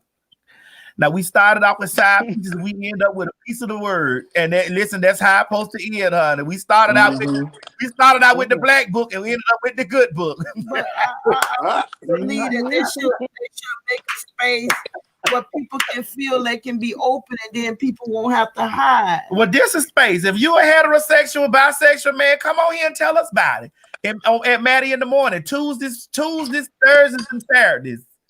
Tuesdays, Thursdays. I was thinking about doing 5 days a week. Me and Craig talking about it. And I said, Craig, you know what we need to do? Craig said we got to get it down to an hour, but we can't do it when we get stuff like we in the corona. Ain't nobody really worried about no time right now. You know, we in the Craig, you stay out the park. Yeah, I'm not going anywhere. I would need you to not go to the walk. And you ain't have on no man. I started crying last night on the show. I just saw a premonition in my bones. Hold on here. Tyler, what you say? Come on, Patty. Okay, can y'all hear me now? Real quick. Yeah. Okay, I want to talk about the DL situation real quick. I'm a little late to the party, but I was dating someone for like 4 years, and he just recently passed in January. And he was so bent, like, y'all know when you younger and you go through the situations where somebody be like, 1 minute they break up with you, next minute they with you. Dealing with a DL man is kind of hard, first of all. And so the situation happened where I kept telling him, I said, baby, your family knows. One thing about it, your mama know before anybody know. And I kept trying to tell him that. And when he passed, his mom actually reached out to me, and it put me in a predicament where I'm like, well, do I tell this lady or do I, kind of just, because I don't know what she know. But baby, when she passed, I just wanted to put this in perspective. When she talked to me, she told me everything. When we were meeting up, where we was at, all this and this and this and that. And it just goes to say, like, there's no need to sit around and be DL. Who's going to accept you is going to accept you. That's true. Know what I'm saying? That's my point. That's true. Who rocking with you is going to rock with you. There's no need. True. And I wish that he would have lived and been himself when he was here. You know what I'm saying? Because she knew the whole time. And that's why I be telling Boo, whoever for you, no matter whatever lies been put out about you, if they going to be for you, they going to be there for you. Exactly. And them who not, they just not. And that's why I said the other day that some of them on just lurking. They don't care either way. They just looking for a fault. Something Craig said, and something Craig was talking about. He was saying that they just looking to find fault in anything you go to do sometimes. Yeah. But and to Tyler's point, it's like when people, whether it's your family or your close friends, when people know you and they love you, they pay attention to your life. And the things that you think that you're doing a great job at hiding, it's obvious to those people. Yeah. Correct. And the problem with some of us from the LGBT community, and I had to learn to stop being so judgmental of certain people because I'm feminine, don't get me wrong, but I also am not flamboyant. I'm not, like, I'm borderline. And so you know what I'm talking about. Yeah, and I used to look at some people and be like, oh my God, like you're just doing, you're doing too much. But I had to look to the side of it and be like, well, maybe they weren't groomed like I was. I was fortunate enough to have a family that kind of accepted me, you know what I'm saying, and would go to battle for me. But everybody don't have this, so they learn how to get out in these streets and be on their own, so they looking for attention. Right. And also, Right, because that's what Boo explained to me when they all sat down and talked to me. That's why some of them act that way, because of how they might have didn't have this. They was explaining that to me, and that helped me to understand a little better. But a lot of them, they find themselves in these dangerous situations because they don't have the spirit of discernment, and they play with these DL boys and these trade boys, and they end up dead somewhere because you want this attention and love so bad, and that little thing that's in the back of your head. That's why it's important that your family love on you, or you find somebody that loves you for real, because you'll find yourself out here in these streets dealing with these men that you really think love you and care about you, and they preying on you. Because a lot of gay people, most, not all, so a lot of us have our stuff together, whether they scamming or working, or whatever the case may be. Just being real, a lot of us like nice things, and we're gonna keep our stuff together. And a lot of these men prey on that. That's what me and my mom was talking about. And I'd be like, that's why it's so important. It don't matter if you're cute, ugly, or whatever. You need to find somebody in your family or in your life that you value, that truly loves you, because you'll find yourself, a lot of these people be dead on the street or whatever like that, chasing behind some boy that don't care about you, that's preying on you, and all this and this and that. That's why I like when Madison gets on and tells her stories and talk about certain things, because people need to hear that. But those are not the stories I'm talking about, baby. I know what you mean. What you're saying is true, because I feel if you give your child a healthy environment, she can't take it will help your child to get through whatever they facing themselves. She can't take my goose egg stories. No, Tyler, they're asking how old are you? I'm 28. And something you said earlier, I wanted to kind of stretch that just a little bit. What I've learned too is everybody's journey is personal to them. Correct. And it is not my place to try to pull somebody out of the closet faster than they want to come out. Right. Because Correct. it was very special for me. You know what I'm saying? And I wanted the journey at the time that I wanted. So for all of those people that be outing people that are gay or DL, and I used to get really frustrated with like the Queen Latifahs of the world. And I'm only saying it now because everybody pretty much knows now she had a wife and they've been out in pictures and stuff. But I used to get really frustrated with people like Queen and, you know, these other people that we knew were gay, because I felt like they could really be a bigger voice for those that are trying to journey and trying to come out and struggling. But then I realized the journey is personal to everybody. And instead of me being frustrated with them, why not just celebrate those people that are bold enough and courageous enough to just come out and tell their story? Now, I do want to add to that, Mom. Hold on. Let me add to this. Now, I don't like when people out people, right? Me either. I don't really get into. I don't like it because, you know, it does make it bad for a working. Well, when I was a working girl, it did make it bad for a working girl like myself. But what I also don't like is make it bad for all people. Is when men be talking about they didn't know, you know, that kind of burn, and people be believing that. Now that burns me up, and me too. But it's a lot of men that miss this. This is being so sincere. It's a lot of men who they'll say they didn't know, but a lot of those men who mess with trans women, they go over there and mess with very feminine boys, because I can attest to that. They Yes, it's all the same to them, and they do, and that's facts. Or it's just why we don't care, you know what I'm saying? I'm not going to out you, but I have a cousin who's younger, who's gay, and I told him, I said, baby, once you hit about 25, a DL man can't do nothing for you. You're not going to be into that no more, because it's certain things that you want, and you know it's a sexual experience for you. But as far as when you start really wanting to be loved properly and share things, come on, love, you're not gonna want that anymore. That ministry don't work for me no more. I can't deal with no DL man no more. These bills ain't DL. Well, I have to say this. What I done learned about most of y'all that I done been around, y'all love nice things, and y'all gonna have the best. Correct. And it's men that prey on that, though. That's what I be trying to tell some of these younger gay people. Don't get happy because Trey came at you, because you don't know what he plotting up on. It's men that prey on that. I sit and I talk to them just like I talk to if it was I talk to them just like I would be talking to a boy and a girl, telling them the same thing. Don't be letting these men come up and lay in y'all house and y'all already got y'all stuff together. Because my thing, if you ain't got no money, you ain't getting no honey. You can call me a hoe, whatever you want to call me. I had children. But that Miss Mary, it's worse. I'm not saying that women don't have it bad because the Lord knows I'm not trying to make it. We're only speaking on the LGBT community right now. I don't want nobody to think I'm speaking, ill against I women. understand what you're saying, But baby. I feel like it's worse for gay, especially gay, feminine gay men and trans women, because some of these trade and DL men prey on us. They know that you have nice things. They will lay up with you and shoot you dead the next day. That's why I be trying to tell people, be careful out here. You sitting up here thinking he testing your fish. Baby, he already knew what you were. Yeah. So what you need to do is stay away from him, girl. You need to ask another girl, did you have him? Did he take your stuff? Go. Because your things will be gone and you will be gone. And this is why I'm always stressing to the girls. I say, listen, girls, we are living in a time where we living out loud. This is why I don't walk around when a man say he don't know your line because I done told you I'm TS Mass. I told you from the door. Or you got to have so much confidence where you not getting in the car and letting this nigga lay the seat all the way back. Now back then when I was young, I thought that was the thing. Like I thought that was the T. Like when the trade got in, I'm like, oh girl, you know what I'm saying? I got the ratchet trade, girl. He getting the seat. Then the same one that lay that seat in the back. He not only hide from he hide himself because that should let you know he will do everything at all costs to protect his identity. Exactly. He will slice your throat, put a bullet in your head. He will terrorize you.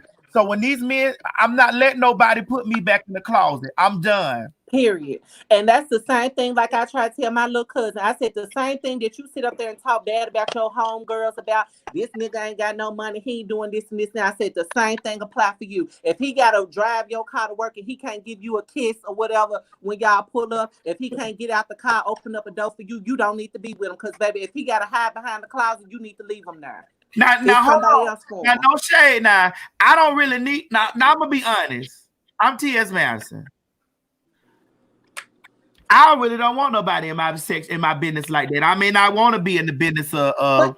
I'm just saying, like we should be able to go to the store. We should be able to do simple things. Like, cause I ain't really hiring for nobody, but I'm also not on the public. Like, hey y'all, this my man. Hey, her, you know, because. And it's kind of go two ways. But I wanted to make a point to Craig's thing earlier when he said that he got mad, at Queen and Tyler Perry and people like that. I did not say Tyler Perry. Oh, you did? I'm sorry. I thought I heard you say Tyler Perry. But it ain't like he shouldn't be in the same grouping. I mean, we know Tyler Perry picked up that tambourine, but yeah. This is my thing, and we gotta go, y'all. Like Bobby Valentino, for example. You done been caught 63 times in 1 year. Child. With trans women. And you ain't know each of the 63 times you done been caught. Girl, come on. They don't like to pay. Come on, girl. Come on. He have security too, though. But think about it. When men get out, that stuff lasts out. It lasts for like 3 weeks. And then the next thing you know, the women laying right back up with you. So why do you care? They never stop laying up with them. But and the thing, not to be explicit, but if people knew how many women be wanting to lay down with us while we had a men and stuff, I'd be like, baby, no ma'am, I don't even eat fish fried, so baby, go on over there. But it's a lot of them. Tell me this, how you don't know? Because I know when I was doing it, getting the meat, I ain't no lights going off. I'm gonna see what I'm finna get before I get it. So how they don't know what they ain't getting? They ain't know what you were. Bull crap. Well, Miss Mary, so sometimes it depends on the person. Some people don't like to do it with the lights on. Which it don't have to be no light. I'm gonna see it. Gotta have no lights on. That's right. I'm gonna see it before I get it because it might have sores on it. It might have all kind of things. I want to know. That's right. Yes, honey. Examine the gift. You may have razor bumps in your ass, so I need to turn on the light to see. Now Come on now. I do like sex with the lights off because I might get real What frisky. you now? I don't want to get explicit, but yeah, you're right. And get real dirty and can't live with myself in the morning. But that's just another situation. But I feel like at the end of the day, you know, though, because it's just a certain attraction that Do you with the get. lights. You want to see what you get before you get me, because if it's too big, it ain't going nowhere. Wait, that's on your tablet. That ain't on, honey, if it's too big, it's going right where it needs to go. What you If it's too said, big, that's just a Maddie, challenge. sit down. Listen. Sit down, baby. If it's too big, that's just a challenge. Like this, if you ain't cared enough to examine what you finna get, you don't care too much about yourself. Yeah, you're supposed to expect your food before you eat. Amen. Listen, if it's too big, it's gonna be a booster. I'm gonna be standing in the corner, honey, with my hands around the ankle. I don't like my sub 6 inch. I want them 12, fully loaded with extra meat. Well, y'all can have all the extra meat y'all want. I don't even like double meat hamburger. Why not? It's A too little much extra meat ain't never hurt nobody. So, like, as long as it ain't no turtleneck or a Corvette. Now, I don't like turtlenecks and Corvettes, but other than that, it's too much meat. I don't like double meat.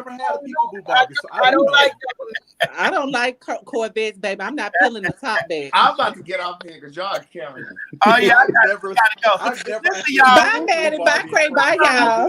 Bye, baby.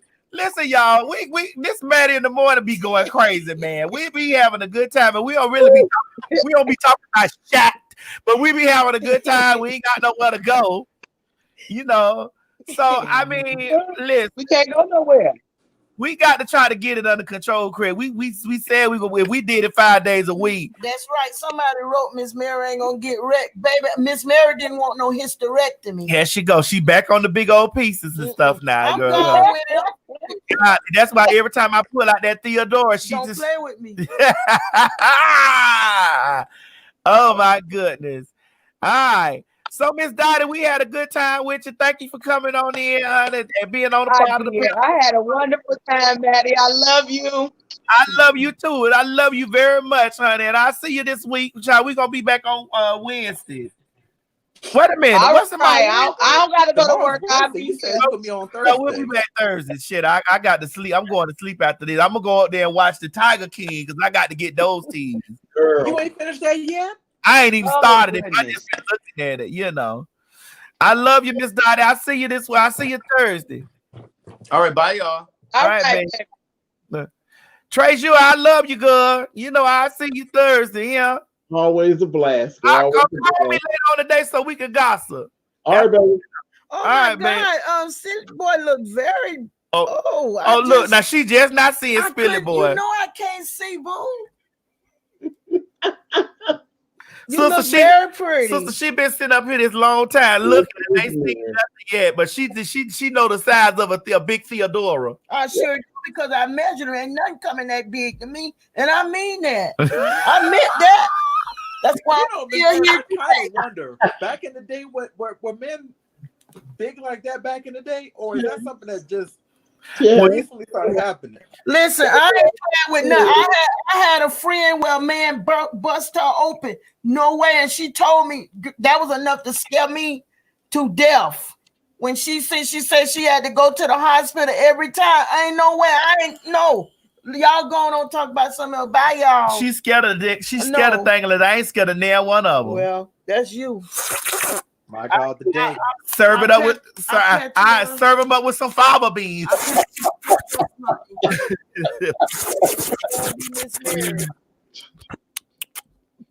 Yeah. So Trace, you'll call me, honey, later on today when you get some. You got the number. Tater Head got the number. You know where to find me. Tater Head got the number. Absolutely. All right, baby. I love you. Love you too, babe. Wow.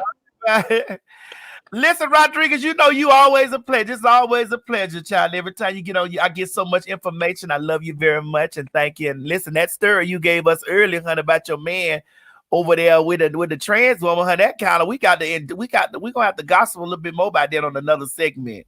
But when we start talking about attraction. I ain't gonna do it. I ain't gonna do that Thursday. I'm gonna see what I find out, what I sleep on, Thursday, and we'll see what we talking about on Thursday. Did you get that video I sent you with those two girls was fight? You didn't see that? No, mama. What And video? one didn't have on no panties. She was, oh my God. And the man was that recent? Because the only yes, thing I've been seeing. I just saw it this morning. And the man walked. There was an older man. He walked up and went right up to her while she on the ground. But I think they was going with each other, the two girls, because they kept saying, and the man said, "Oh, look at her." This man walked up, her shirt, her blouse, well, she ain't have on no panties, fighting. And the man walked right up to her and went and looked right at her stuff, bent over and looked at her stuff and said, "Ooh, I see why she down there fighting over that." Miss Mary, how in the hell do you get these things? I have no idea, boo. I was boo. I be boo. Quiet as it's kept. Fights seem to be the big thing now because they just had a God. huge old fight. I was blown away by base. it. I was like, this lady don't have no respect for herself to be out there walling up. They was at the gas station. Miss Mary, how do Miss Mary get Sometimes these videos? People send me stuff. My God. That's why I'm going to delete that. I'm going to delete that Facebook. I'm going to delete that Facebook because they be sending you that stuff. Send him. Oh no. Oh my God. All right, Rodriguez. I'll talk tomorrow 11. Thursday 11:30. 11:30. I don't want to see that right now, mama. If you want to see a good fight, Maddie, if you want to see a good fight, just go on Facebook and look up the fight that happened on a military base. Send me the link. Soldiers. Send it to me. Okay. No, mama. All right, Rodriguez. All right, bye, baby. Savon, you ain't never leave us. You just got on another call, didn't it? I had to get on a business call, but I still wanted to hear the shenanigans in between because I'm nosy. Okay, ain't nothing wrong with that. Ain't nothing wrong with that. I do thank you. Listen, I just mentioned I love you so much, and thank you for coming on. And listen, we'll see you Thursday, 11 o'clock in the morning. Thursday. Okay, I sent my email in the private for you. Okay, good. I see it over here. I do see it. All right, baby. I love you. I'll see you Thursday.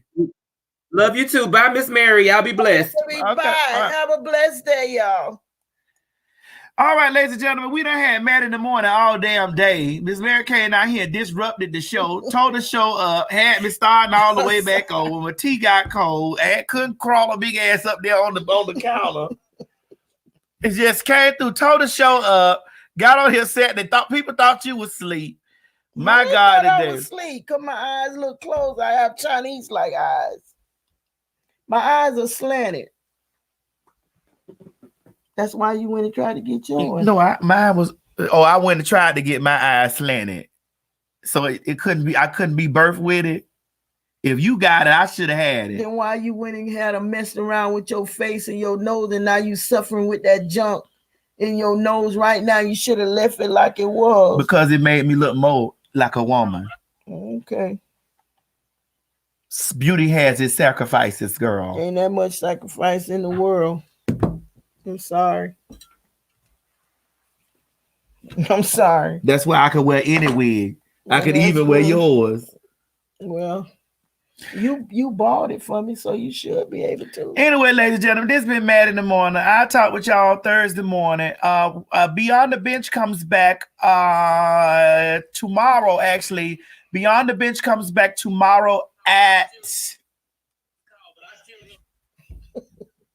I just had to do that, y'all, before I leave. And what you gonna do? Beyond the Bench comes back tomorrow at 9 p.m. Okay, so Beyond the Bench will be up tomorrow. I ain't doing nothing. I'm gonna be asleep tomorrow. I'm gonna be asleep. I'm gonna go up here, eat some greens and stuff, and then I'm going to sleep. Give me the time it is. Mama, what is this? We ain't got nowhere to go. I do. You gotta run me an errand. You didn't hear what I told you. Where you got to go, Mama? To handle my business. Oh, dear God in heaven. I don't let everybody know what I got to do on the online, sweetie. That's what I was just saying. You know what I'm talking about. I ain't talking about your stories you tell. You know what I was talking about when I say you tell too much of your stuff to these people. I know some things you tell help. But them other things I was telling you ain't none of that. What I was talking about. You all have a blessed day and keep yourself safe and keep your mind stayed on God's word at all times and trust him with your whole heart. Mom, Love you all and have a blessed day again. I ain't having you on here Thursday morning. That's fine. You ain't coming down here. You didn't have me this morning. I just came down here. I know you did. That's why I'm gonna have you sitting over there in the audience on Thursday. That's fine. That's fine. What did I do? A lot. And what is a lot I did? You did a lot. There goes Scott down there. Hey, my love. Blank, blank. How you doing, blank, blank? That's Scott down there. I don't know, blank, blank. Scott, how you doing, my unusual baby? Wait, I don't see. I can't see that. You can't see it anyway, can you, Miss Mary? Okay, well, go on down there. Let me talk to these people for 2 seconds by myself. I ain't have no me time at all. You did, but if you're gonna talk about me when I'm here. All right, y'all, because I am gonna talk about her. Okay, talk about me when I'm right here. No, that's okay, y'all. I love y'all, child. I'll see y'all Thursday, Wednesday. I'll be in the chats with y'all when I put up the Beyond the Bench. So y'all gonna like Beyond the Bench from Wednesday, child. So I love y'all. Mama, what you want now? What stool walking going on out of here? You got to walk around this way behind the chair. And the stool right here for you to come down, Mama. The stool right here. Just don't tear nothing down on your way down. I ain't told nothing why I was getting up, did I? You broke the live stream. I ain't broke it. They still here. I told you them who gonna be here for you gonna be here regardless. Mama, how many times you gonna tie the bag up? 99. 99 times. If you gonna talk about me, talk about girl, me. Girl, you trying to see if I'm gonna talk about you? Because I can read you right here where you talked about me. So you trying to? So you won't leave because that's right. You won't leave. I ain't leaving because you think I'm gonna talk about you. I ain't leaving. Talk about me in my face, not behind my back. Whatever you can say behind my back, you say it in my face. Come on, Mama, go on down there and get on the stool so we can leave. I'm hungry. Well, you gonna have to go fix your own food. You ain't cooking no breakfast? We still breakfast time. Well, I ain't taking you nowhere there, Delco. That's fine. How you gonna get there? How you gonna have it? Oh, Ubers? Okay. Pull it up on your phone. Pull the Ubers up on your phone. I called Norris. Norris is in Florida. I called and sent me the thing to put it. Pull the Uber up on your phone since you want. So pull the Uber up on your phone. I have too many children around here for me just to have to. Now I can call one of my children. Nah, Scott, if you out there watching, come over here and take her to the store. Nah, Scott, if you out there watching, he said nothing, Spody. Scott, come around here and pick her up. Take your mammy to the store. If you watching, Scott, get in your car, one of your cars, and come right here and pick her up. She already dressed. Oh, Scott talking about he making noodles. He can't take you to the store right now. That's fine. I got more children than Scott. If you watching, Scott, come right here and pick her up. And now, Mama, don't knock my computer down. Boo, don't do it. Oh, my dear God in Big heaven. as yours. Talking about me knocking some old child. Bye, Miss Mary. I can still see you. Bye, Miss Mary. I ain't going to. If you going to talk about me, say it where I can hear you. So I can read you right then and there.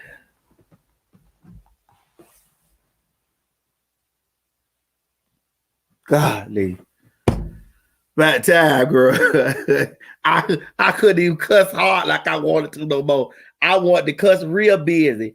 I want to cuss so hard this morning, I couldn't say nothing.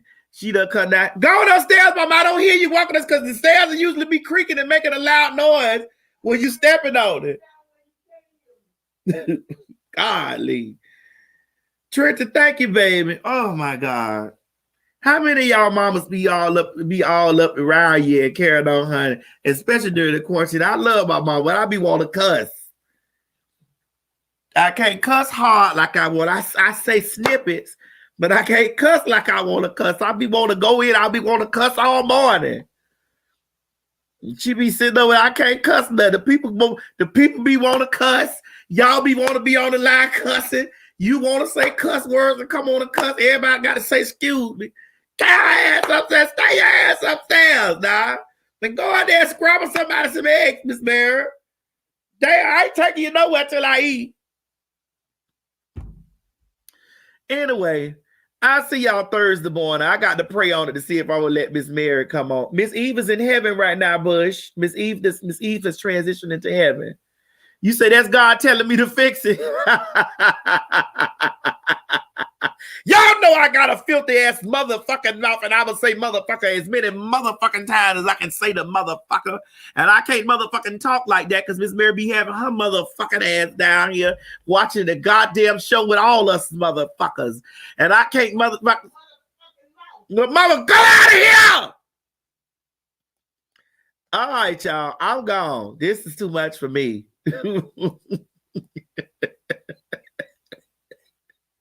I'll see y'all Thursday. Bye, y'all. I love you too.